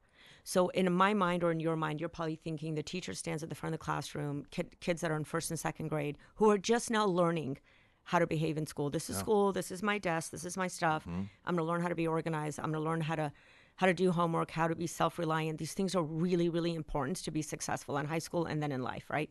That's not happening. They're all sitting at group. Now, okay, I shouldn't say that's not happening. In schools that are successful, that is still happening. In schools that are not successful, kids are sitting in groups, in tables. This math curriculum that we have, that we're finally switching out of for next year, and Kelly Byrne has been instrumental in getting that done, is finally moving away of kids learning from each other and more towards learning from direct instruction from a teacher. So we had kids in elementary school teaching each other math, and that was very open. Like, that's the premise, because you learn better that way. And do you know why you learn better that way? When I first came on the board, we had what was called culturally responsive education. So the Department of our DEI, equity, and diversity had a say in the curriculums that we had. They were a part of that. And so they made sure that our curriculum aligned with culturally relevant scorecards. And they looked, reviewed, and made purchasing decisions. And these purchasing decisions, one of them had to do with one of the most essential components of culturally responsive education is connecting students to real life experiences. And that was done so that it would encourage students to connect beyond their own experiences, examine their perspectives and their privileges so that they can develop a critical consciousness about systems of oppression so that they can take action against them. I read this out loud in an open board meeting 3 years ago, and I was promised change by the superintendent. I was promised change in private meetings repeatedly by the superintendent. And let me read to you what is now. We have somebody, she's, these lefty libbies, you know who they are because they're just making comments. Their spouses are making comments on Facebook. You know exactly who they are. So this individual has now in our math curriculum guidelines to teachers. I'm reading this verbatim out of an internal document. Middle school mathematics should dismantle inequitable structures, including tracking teachers as well as the practice of ability grouping and tracking students into qualitatively different courses. I have been fighting to make sure we have Algebra 1 in math in middle school because there are students, if you want to be an engineer, you need to be taking Algebra 1 in middle school. Taking it in high school is too late for you. You're not going to NASA otherwise. And if we don't have somebody like Kelly Byrne, and if we can't get David Myers elected, then we're not going to be able to push back on these initiatives and on these directives. This is so crucial. This is really about reading, writing, and arithmetic. So what else was I promised? Okay, so they renamed DEI. It's now called Access and Opportunity. I asked how much are we spending on it? So what I'm told is $880,000. I'm looking at this list saying, well, this is not all inclusive. I know this isn't all inclusive. I mean, I can tell. We have equity champions at every school. You get $500, except you get $1,000. This is monthly stipends. It's $1,000 at a high school. We have 52 buildings. I just wanted to, 50 buildings. Yeah. Sorry, 50. So add that up. We've got the SOB clubs. We've got, professional development, in terms of travel. And, I'm just looking at, there's supplies for the students. It all adds up. And I asked, well, is this everything? Do we have this? Do we have that? I still haven't gotten a response. So that number's probably closer to $1 million. But are they being used wisely? If we can stick to teaching English to everyone, including those students who are English language learners, how much better will our schools be? These are your tax dollars being spent. And the results come back to you. I mean, I've said this in so many different ways. Help me out here, Nick. Maybe you can be more effective. You have got to get everybody you know to get out and vote. 87% showed up in November because they thought that if they went and elected Donald Trump, that he was going to fix your schools for you. Well, I got news for you. He is taking apart the Department of Education, which is actually a great thing because they were making mandates. So we cannot, let me tell you. So we have to do civil rights reports, which means, and the district is, I would say, transparent with board members about this, not so much with the public. We can't just hand out discipline to black students because our numbers could look bad. Right. And it's not because black students are misbehaving because they're black. We all know that's not true. It's because when we look, just so happens in Springfield, not in other demographics, just so happens in Springfield, we have a higher percentage of black students that fit into the free and reduced lunch category. That's what they like to call intersectionality. I'm going to tell you that's just the real world that we live in. And so as a product of being in a home that maybe did not value education as much as a student that is in a Hispanic family or an Asian American, right? So the Asians are doing better, even though they're equally poor. It's because education's valued more in their home. And as a result of these, we have students that don't respect the educational environment and don't respect the teachers. So they need to be taught discipline, and they can very much be taught this. But in order to do that, we have to have positive and we have to have the negative consequences. And if you don't have the negative consequences, you're not going to get there. And we can't get there because we have quotas that we cannot, we have lines that we can't get above. So taking the Department of Education federally is a very good thing for us. And it means more money. It means more money because you're cutting out the middleman. Springfield Public Schools will end up with more money. And it's up to you to determine what that money is going to be spent on. Is it going to be spent on more? Watch my language here. I could is feel it going to be? Is it going to be? Is what you're going to say. Right. Is it going to be spent on things that aren't as effective, that don't help our teachers? Our teachers need help. Our students need help. Because that is how the money should be spent. Reading, writing, arithmetic, discipline. We are also told, I was in a budget meeting with Kelly Byrne, and the superintendent told us that we have, because I think we're the only two, and I'm sure Steve is asking, maybe not quite as much because he's on his way out. What are our classroom sizes? I think everybody would agree that if you have a smaller classroom, teaching is easier and learning is easier, right? I mean, it's the difference between having 3 kids or 7 kids, right? Not rocket science, people. This is simple. The superintendent says, well, actually, no. A good teacher should be able to teach 15 or 30. I agree with her. Here's the problem. We don't have good teachers left because the experienced ones are leaving and the new ones have not been taught because they're coming out of a Missouri State University. They don't have those skills. Right. They just don't. They're excellent people. They don't have the classroom management skills. So, yeah, we don't have those teachers as a percentage, a significant percentage anymore. So let's have smaller classroom sizes. So she tells us that we have, an average of, in the K1, 2, 3, no more than 22. And we nod and we say, okay, are you sure? Yes, I'm sure. Well, then I proceed to go on a tour where I'm seeing classrooms that have 25, 26, up to 28 in those very same classes. I mean, it's hard to do it. It is because students move in, students move out. It's difficult. But here's what you can do. We are facing budget cuts. The reality is we don't have money because there's fewer students that are enrolled at the end of the day. So we have got to recapture these dollars, and when we do, we have to spend them wisely. Who can make sure that happens? Who can bolster? We have a superintendent that knows the way. She knows how to do it, but she's afraid. She's afraid of the parents. She's afraid of the businesses. She is afraid of controversy. And because she's afraid of controversy, she knows what's right. She knows what's good for students, that what students need. But she can't make those moves because she is afraid. If you had a board that could truly support the superintendent in making strong decisions to make sure we push back on parents, even conservative parents. Yeah, guess what? Phones are not good for your kids, right? We're going to get them out of our schools. That is what you need. You need strong leadership. And for that reason, you've got to get on the phone and tell every single person, text, I'm going to give you a graphic to have up. Clip that graphic off of KSGF. You don't have time to send a text. You can just send a graphic and tell people you want change. You go vote. In Springfield, you vote for Kelly Byrne, David Myers. It is tomorrow, guys, 6 a.m. to 7 p.m. Don't tell me you're working for 13 hours. I know a few people that are working a 13-hour shift at the hospital. Most people aren't. In Nixa, you are voting for Bridget Bittinger, Jonathan Lindsay. In Ozark, you get to vote for 2. I ask you to only vote for 1, Wade Wheeler. I'm going to take a breath now. All right, traffic, and then final thoughts with Dr. M. I'm Nick Reed.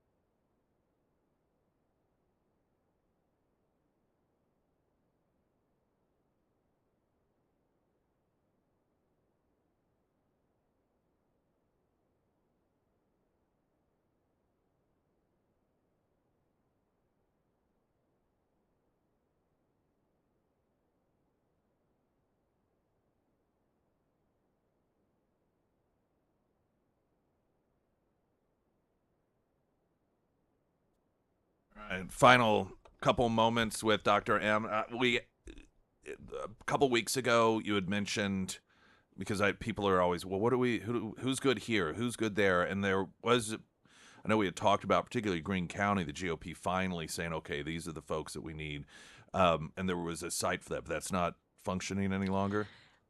So if we did have a Victory 2025 on the Missouri.gop, that's a Missouri Republican Party website, that is no longer there. What does that tell you? It tells you we are over the target. Right. We are over the target. People are taking a lot of heat for this. This is the perfect marriage of the liberals and the Republicans. Listen, I'm the Republican National Committee woman, and I have to call it out. There are Republicans who are good Christian conservatives. They go to church, but they are looking at their own self-interest over the interests of the community and of your children and of your community. They are looking at their own self-interest, what is important for them.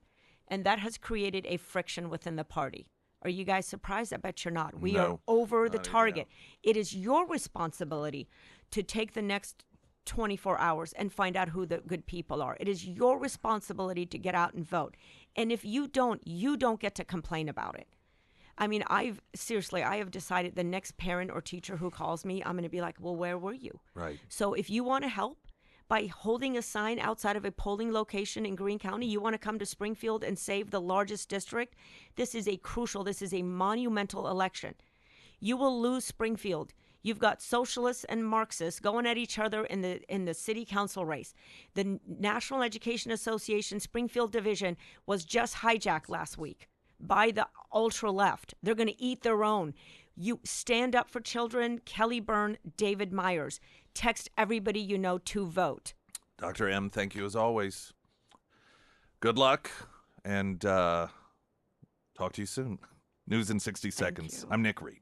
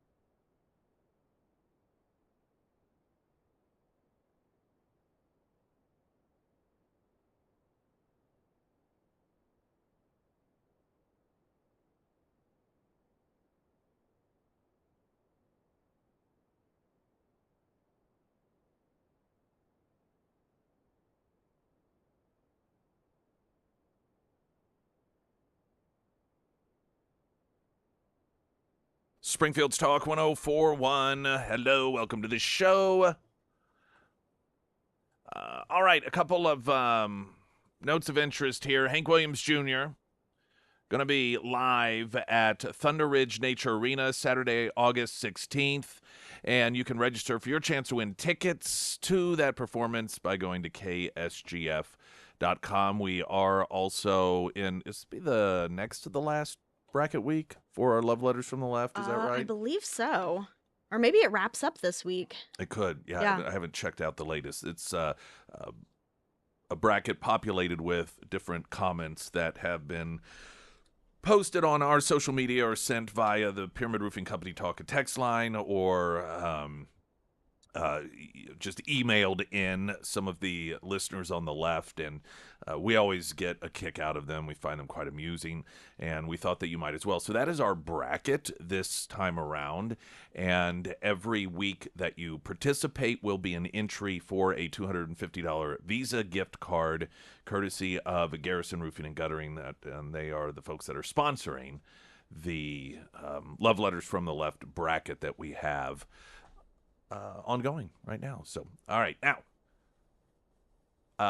updates on all the latest tariff talk, a number of different shows over the weekend. For those of us, and you probably fall under this category, well, many of you do as well, just the noise and the irrelevant discussion becomes exhausting. Given that tariffs are nuanced and really are debatable. Is it good to use it for this? Is it good to use it for that? Does it make sense to use it for this? Is this a good way to raise dollars? Is it, there's so many aspects of it in which intelligent people can have real meaningful debate. The problem is the landscape just does not provide that, generally speaking. People on the left are, they just throw out bumper sticker slogans that are contrary to positions that they've held in the past. I mean, just portraying tariffs as if it is some concept that Donald Trump invented, which is essentially the way they present it, is dishonest, and it creates this vacuum of intellectual discussion on the media and in the overall culture. The fact that all of these Democrats and the media were absolutely fine with tariffs when Joe Biden announced them, and that it was just a way to make things more fair. That's how it was presented, that China had been getting away with things for too long. And I played audio of a number of different news stories I think it was Wednesday or Thursday, I played the audio, and they were news stories from when Biden announced tariffs on China. And it was just such a great thing, and it was going to make things more fair. And China was a cheat and stealing our intellectual property. They even found one person that worked at an auto dealership to talk about how it was about time this was necessary. Yet when the tariffs, of course, are at the hand of Trump, it's horrible. It is the end of everything that we know. It's all strange. They put on this faux confusion about how, this is just very bizarre. It doesn't make sense. There's so much confusion. They love to play that confusion card all of the time. And that confusion you're not supposed to infer that they're confused because they don't know what they're talking about, but because Donald Trump is just somebody who doesn't understand what he's doing. And so the people who understand these things are very confused. The experts are, why would Trump do something like this? And it just becomes exhausting to listen to. Now, there have been some bouts of disinformation being spread regarding the tariffs at the hand of the media and Democrats, and will remedy some of that with the truth coming up. Have weather also in a moment. Right now, the latest news update.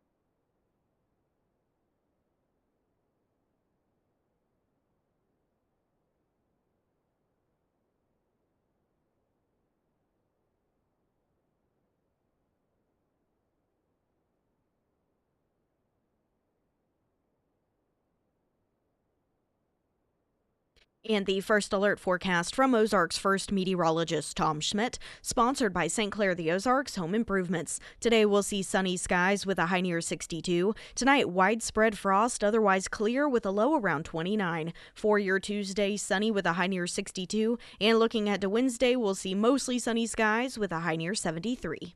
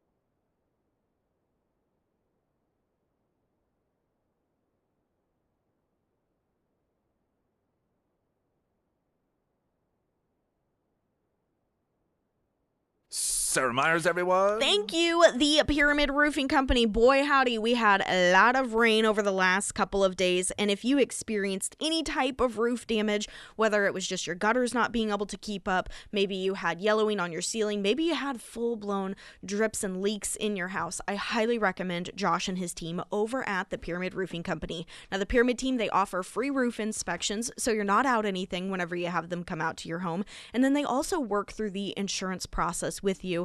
If something does pop up, maybe you need a whole new roof or just a simple roof repair, but they do work through that insurance process with you without making you sign anything, which not all roofing companies do that, by the way. So if it is time to have the Pyramid Roofing Company team out to your home, go ahead and schedule that free roof inspection with Josh today. Now you can find all of the contact information for the Pyramid Roofing Company under the Sarah's Endorsements tab at ksgf.com. We did get a text in on the Pyramid Roofing Company talking text line asking about Springfield council mayoral races and noting that they're really saying, hey, if I missed it, sorry, but hadn't heard much discussion about it, and there really hasn't been much discussion about it. I was talking with a Springfield business owner last week, and that business owner was just shaking his head at the lack of any sort of real choice or diversity of choices when it comes to Springfield any longer, that it's just become a race to the bottom with leftism. And it's a tough position to be in because what occurs is, and I've heard this slowly becoming the case over the years from so many of you, that they really don't find a point in even participating in Springfield elections any longer. They don't listen to the people. They do what they want. It's just sort of a cabal of individuals, and they get their endorsements, and they have sort of a built-in base, and the average person really has a difficult time overcoming that. And they've seen a couple of instances over the years of having finally one individual that is diverse in thought and approach, and they essentially just get destroyed. And so that discourages people that aren't part of the club, if you will, from participating and running. Now, the downside, and I get it, I understand. Unfortunately, that's at the same time what they want. That's great for them because they don't have to worry about the pesky citizens putting somebody like an Angela Romine in there or Christy Fulnecki, so, somebody that is a representation of the people. And they, create an atmosphere that results in citizens saying, what's the point?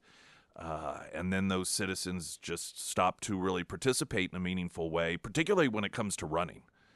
And the, left wingers are a bit different than conservatives are. Left wingers, they are more likely to run, even if they don't necessarily have any sort of backing, if they're just more bold in that way. But they also notice that it's a friendly atmosphere for a person on the left. So there isn't this sense of, well, I'll just be one voice in the sea of leftism, and so I'm going to get squashed, and I won't be able to get anything done.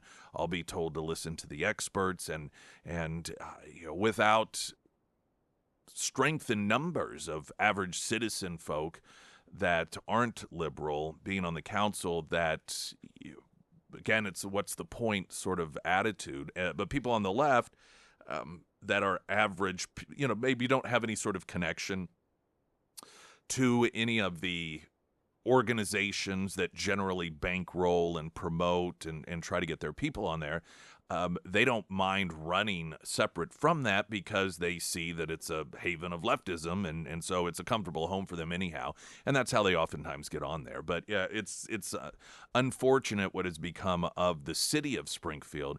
And it's just interesting to me that the people that I think most would argue are the what really makes Springfield a great place are the people who have increasingly felt disenfranchised from government and just shrug shoulders and say, it really sucks, but there's no one there that is a representation of me. And I hear that with, I hear it increasingly. And it was, like I said, a conversation I had with a business owner the other day, which I didn't even really, I don't know this person's politics specifically, never really had any in-depth conversations, but, it's just sad reflection of where it is that Springfield has taken us. Over to tariffs. Hang tough. Trump calls on Americans to ride out tariff storm, predicts historic investments. Saturday, telling the American people to hang tough. This past week, Trump unveiled his Liberation Day plan for implementing reciprocal tariffs on imports to rectify what he views as a decades-long trade imbalance between the United States and other countries, noting China has been hit much harder than the U.S., not even close. This was a posting on Truth Social. He said, they and many other nations have treated us unsustainably badly. We have been the dumb and helpless whipping post, but not any longer. We're bringing back jobs and businesses like never before. Already, more than $5 trillion of investment and rising fast. Additionally, before Trump signed the executive order on Wednesday, Israel announced it would be removing all tariffs on U.S. products, and Vietnam would cut duties on U.S. imports such as cars and liquefied natural gas. Trump's post added that his tariff plan is an economic revolution. America will win. Hang tough. It won't be easy, but the end results will be historic, he said. We will make America great again. And there's a subsequent piece in which they note that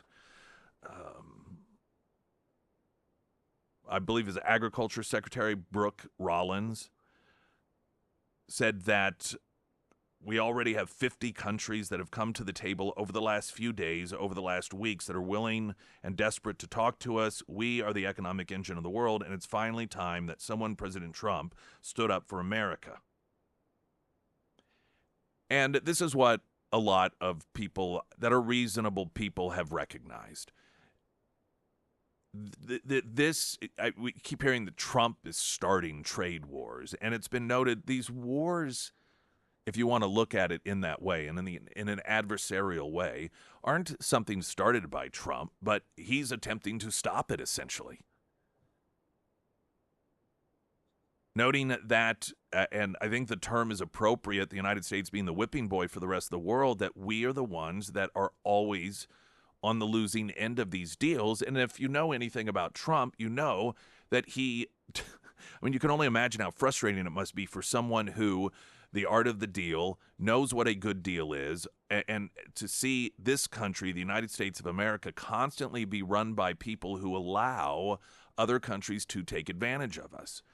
And, you can go through this country here and that country there, and we're already beginning to see in the media how sorry we're supposed to feel for these other countries, see.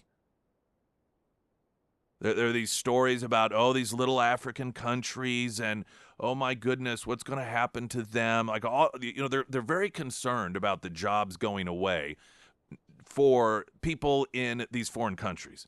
Now, they have no concern for the people who over time have lost jobs in the U.S. because their jobs got shipped overseas. But now they find some of these individuals. There's an article, let's see. It was about one country in particular, and it was some South African country. And like the last paragraph of the story was interviewing a worker, saying, I sure hope that this can get figured out, because I just don't know what I'm going to do for a living if Trump keeps these tariffs in place. And well, isn't that nice? The media concerned about people losing jobs in other countries now. I want to play Commerce Secretary Howard Lutnick coming up. He was asked on CBS or with Margaret Brennan about, Trump, he's putting tariffs on an island filled with penguins. This, again, is an example that has been used by elected Democrats and people in the media to make it seem as if this is all very reckless. See, Trump is just willy-nilly putting tariffs on different countries, and he's not even paying attention to what he's doing. This is swinging a sledgehammer with a blindfold, and that's how you end up with some uninhabited island that has only penguins on it, ending up with a tariff put upon it. And the Commerce Secretary explained exactly why this is, and it makes absolute perfect sense. That next, I'm Nick Reed.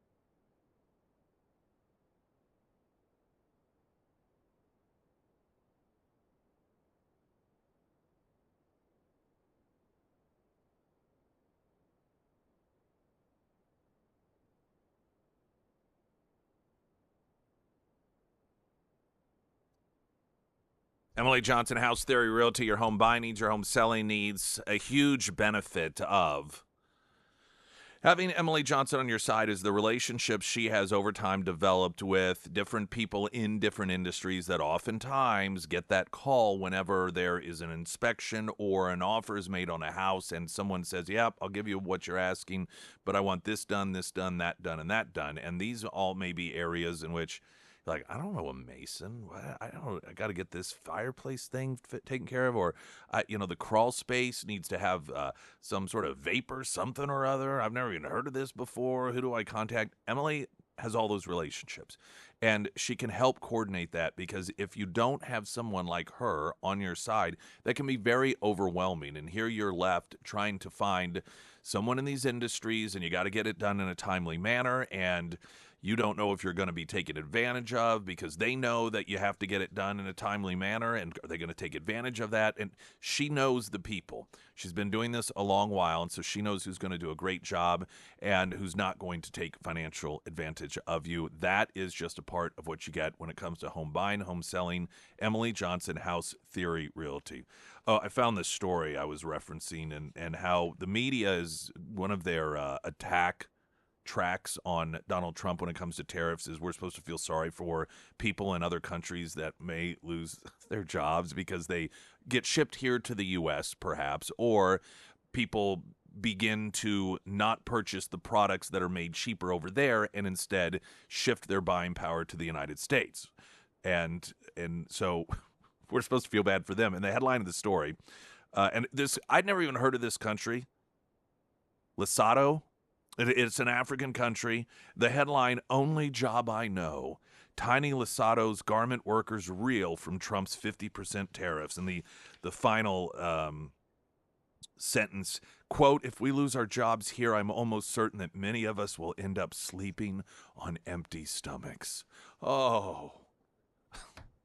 Now, listen, I don't take joy in other people's fear of losing their jobs, but where is this concern when the jobs leave here to go to those other countries? When you have what are seen as American manufacturing companies that are U.S. of A., but then it becomes cheaper because of taxes, because of regulations, because of a number of different factors, quality of life being one of them, that those companies move their factories to other countries that oftentimes you've never even heard of, and people here lose their jobs. Where's that concern? The left acting as if they had grave concern for an island or two that was listed as having tariffs that only had penguins. You saw Chuck Schumer Trump put tariffs on penguins, but not Putin, which of course isn't true. Trump, while Europe has been lifting sanctions, Trump has been putting the screws to Putin. But that dishonest campaign aside, the presentation is that Trump is reckless. He doesn't care who he affects, and he has so little idea what's actually going on. He ends up putting tariffs on an island that doesn't even actually have people, only has penguins, and that was brought up to the Commerce Secretary while on CBS with Margaret Brennan. When we saw the president stand in the Rose Garden holding up that chart that you helped make, that wasn't actually tariffs. That was actually confusing to investors because it was some kind of other formula, and the countries themselves seemed kind of random. Like, why are the Heard and McDonald Islands, which don't export to the United States and are quite literally inhabited by penguins, why do they face a 10% tariffs? Did you use AI to generate this? No. The idea is why are they on the list? Left off. Because the idea, what happens is, if you leave anything off the list, the countries that try to basically arbitrage America go through those countries to us. Any country, like we had tariffs, the president put tariffs on China, right, in 2018. And then what China started doing is they started going through other countries to America. Right. They just built through other countries through America. And so the president knows that. He's tired of it, and he's going to fix that. So basically, he said, look, I can't let any part of the world be a place where China or other countries can ship through them. Through So the he ended hard those end. loopholes, these ridiculous loopholes. And now what he's trying to say is, I'm going to fix the trade deficit of the Got United it. States of America. It's a national security issue. We need to make medicine. We need to make Yes. semiconductors. We need to make ships. We need to have steel and aluminum. Come on. We need the greatness of So, America to actually be built in America. And he's tired of getting ripped off by the rest of the world. okay, You could hear the dismissive nature.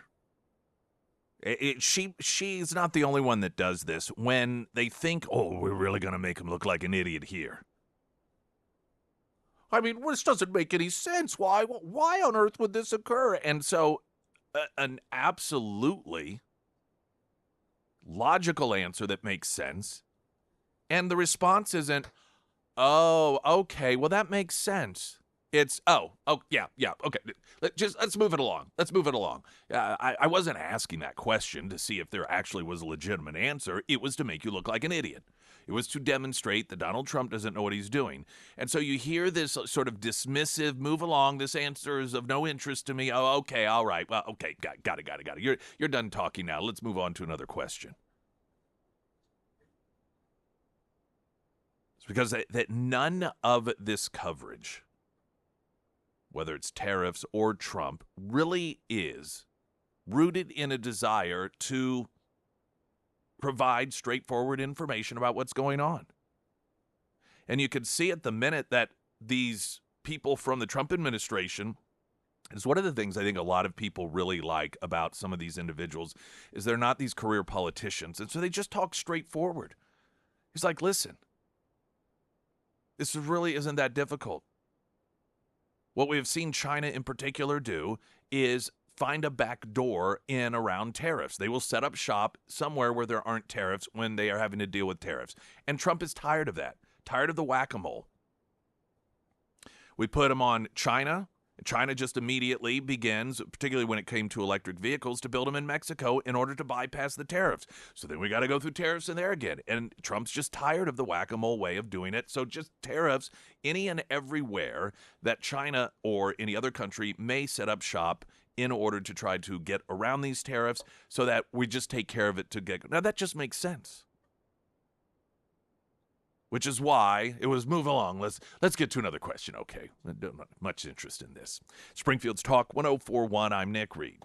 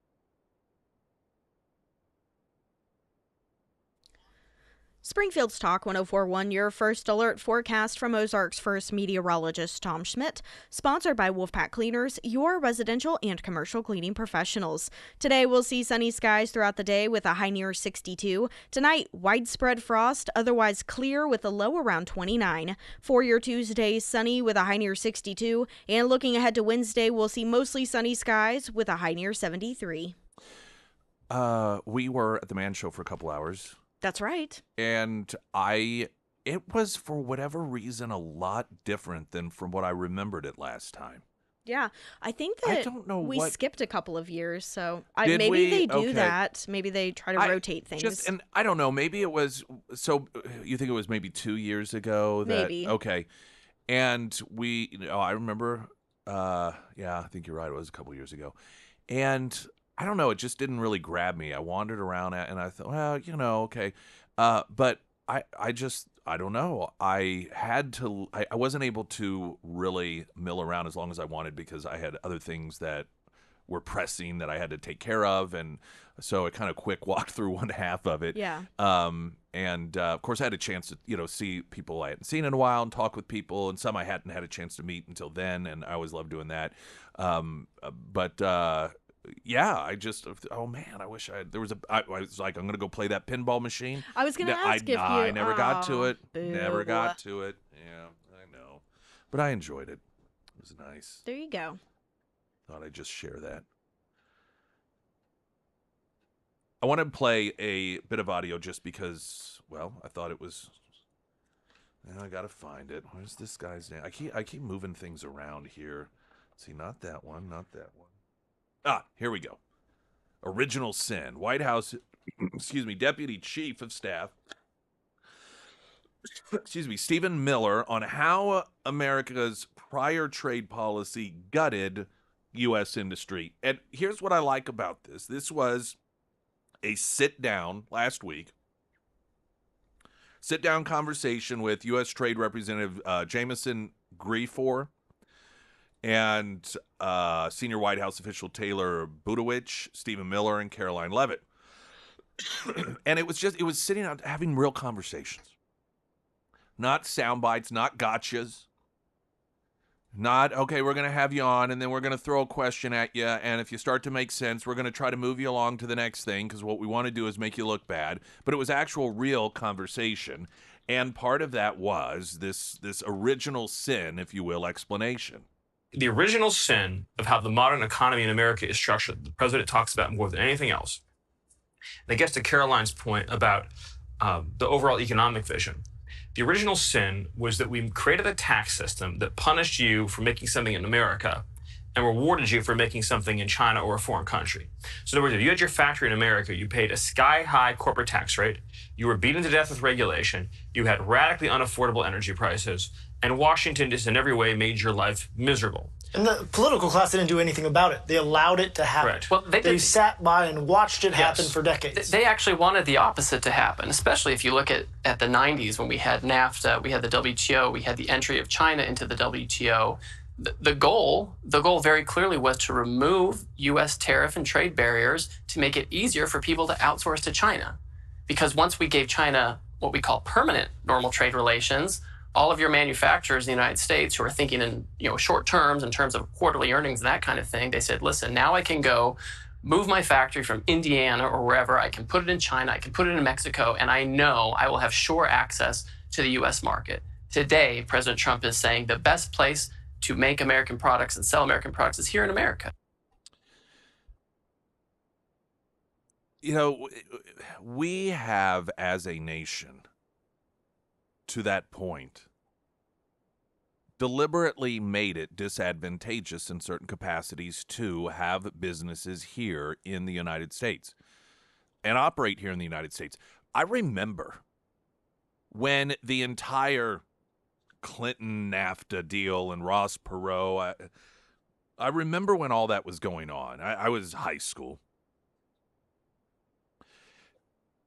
And I recall part of the rationale for creating conditions in which businesses would be encouraged to move facilities to Mexico, for example, It was two or threefold. One, it was going to be good for the businesses because of the cheap labor component to this. I mean, this wasn't really hidden.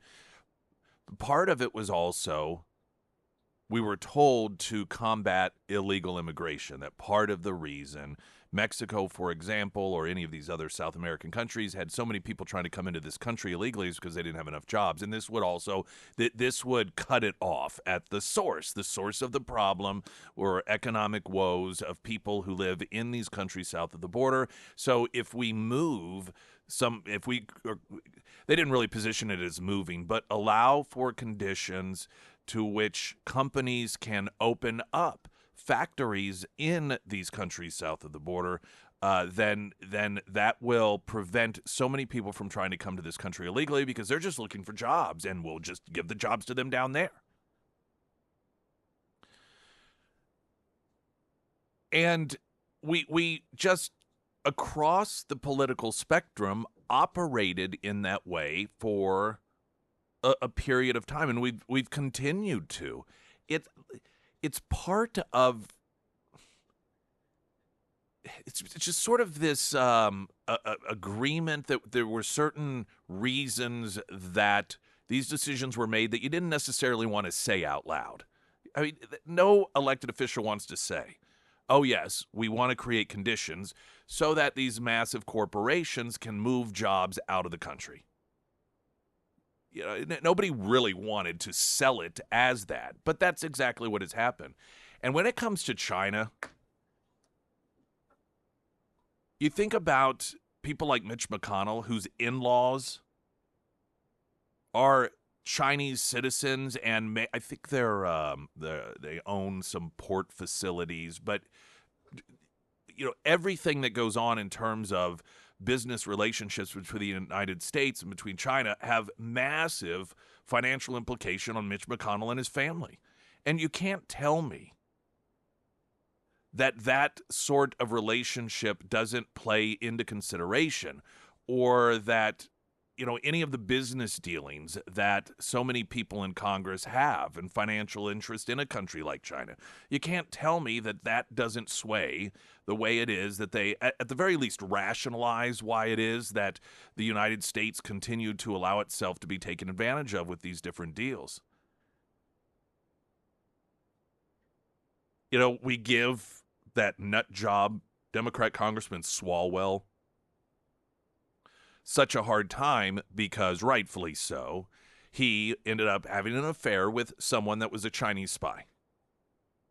This was an individual that, arguably, her number one interest was to get, whether it's leverage or favors or sort of lobby in the bedroom, Eric Swalwell, and Republicans, again, rightfully so, would oftentimes point out the insanity of having him continue to be on some of these committees, particularly when it comes to national security, after he was clearly compromised. Was it really any less compromising for Mitch McConnell's in-laws to have massive financial interest? And then, of course, that translates to him and his wife, financial interest of, in China, when you don't have massive financial interest in China unless you obviously have a real connection with the Communist Chinese Party there. And I think you can make an argument that really Mitch McConnell could have easily been much more compromised than Eric Swalwell, given the situation that he was in. And my point ultimately is that for an entire myriad of reasons, for generations,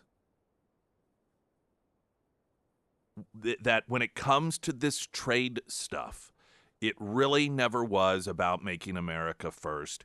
It may have oftentimes been rationalized that way, or you could break it down and you could sort of really hyper-focus in on one area and say, well, it actually was good for this company because of this, but the overall massive scheme of things. And it's why all these other countries are pitching a fit. Because for a very, very long time, they have benefited disproportionately in the relationship as opposed to where we have benefited. And it isn't to say that there aren't benefits to be had. But this, Stephen Miller talking about this original sin, and it really is a combination of things. But when you look at the self-imposed harm that we do to business in this country with the taxes and with the different regulations and making it so expensive, and then there are other countries that are like more than welcoming. And it's like whenever you are in a relationship with someone and you don't treat them real nice, and then someone else catches their eye and they treat them really, really well, can you really blame them if they want to leave you and go to the other person who treats them better? And Trump, whether you agree with him or not, wants to fix all that and make the United States once again the place that if you really want to have success, economically speaking, then you're going to open up shop here in the United States of America. And not to mention, we've talked about the national security implications of being reliant on other countries like China, for example, when it comes to prescription drugs, when it comes to microchips, when it comes to all of these different things that we have become reliant on, and China's the place we get them. That is not a good national security move for the United States. And China knows it. It's why China does it. Springfield's Talk 104.1. I'm Nick Reed.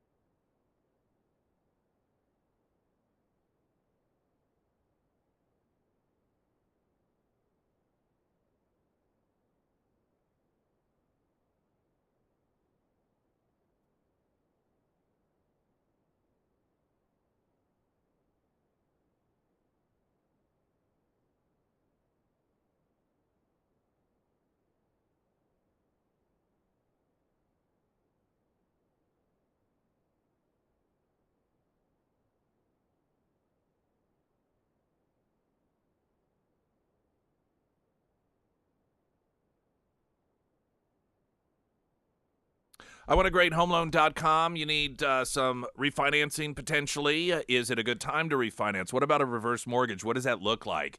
Do you have to fully 100% own your home? Well, we learned from Alex Carricker at iwantagreathomeloan.com that that's not necessarily the case.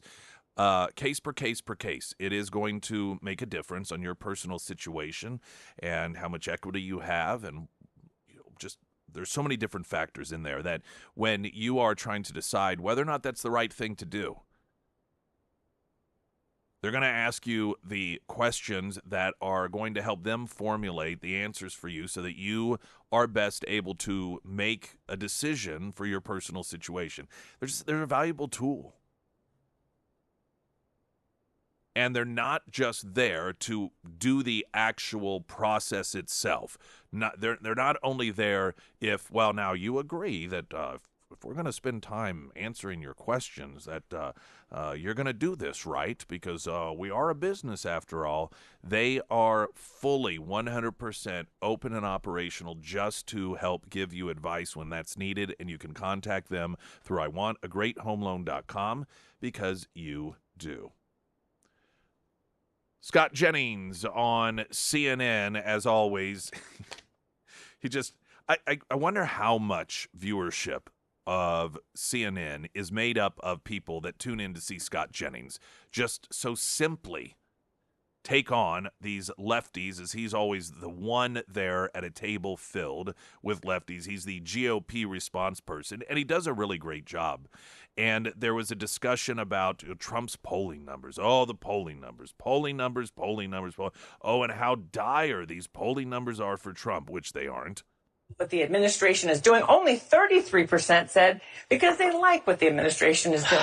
So if we want to just keep question, who's more popular right now, Donald Trump or congressional Democrats? It doesn't matter. Donald Trump happens to be the president, doesn't he? It doesn't.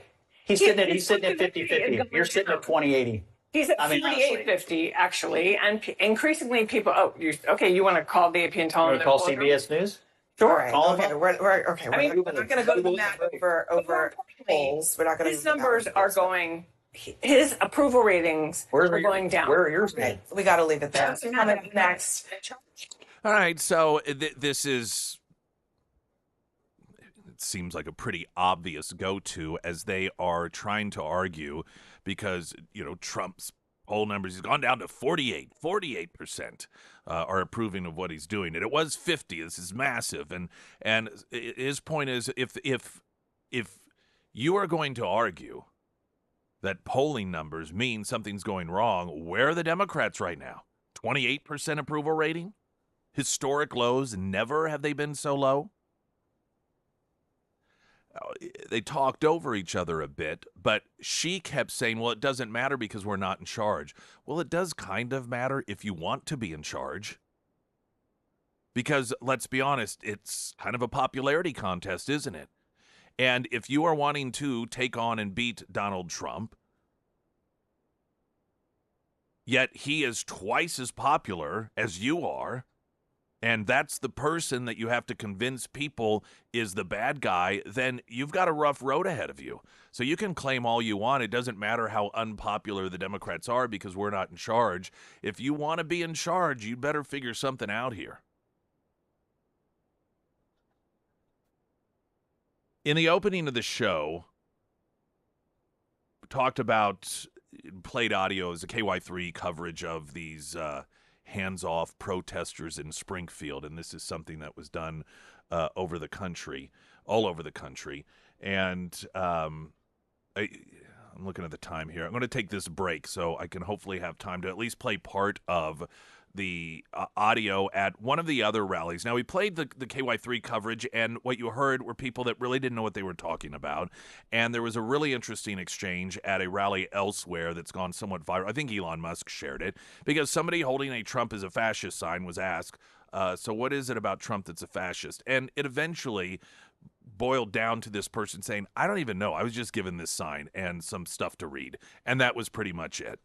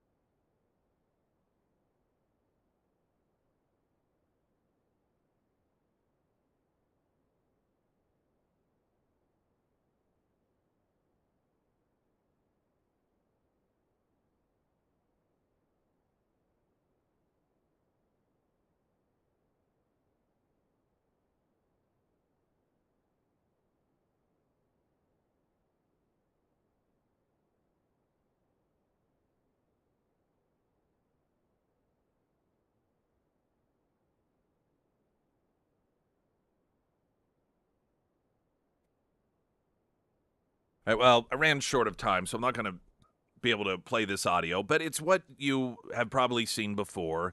Just another version of it in which somebody is walking around and they've got a Trump is a fascist sign. And so someone was asking them to explain what about Donald Trump is a fascist. And it's about 2.5 minutes of with the attempted assistance of somebody else at the protest, trying to describe why Donald Trump is a fascist and not being able to. No idea. Eventually, the one guy's like, I just came here because I saw lots of people and I was given this sign to carry. And that was pretty much it. Part of the reason they have a difficult time articulating why it is that they believe Donald Trump is a fascist is because I don't think they even know what a fascist is. All they know is that it's a bad thing and Donald Trump is bad, so that means that he's a fascist. That is pretty much it, because I've yet to hear anyone articulate what makes Trump a fascist. News coming up. Glenn Beck's next. I'm Nick Reed.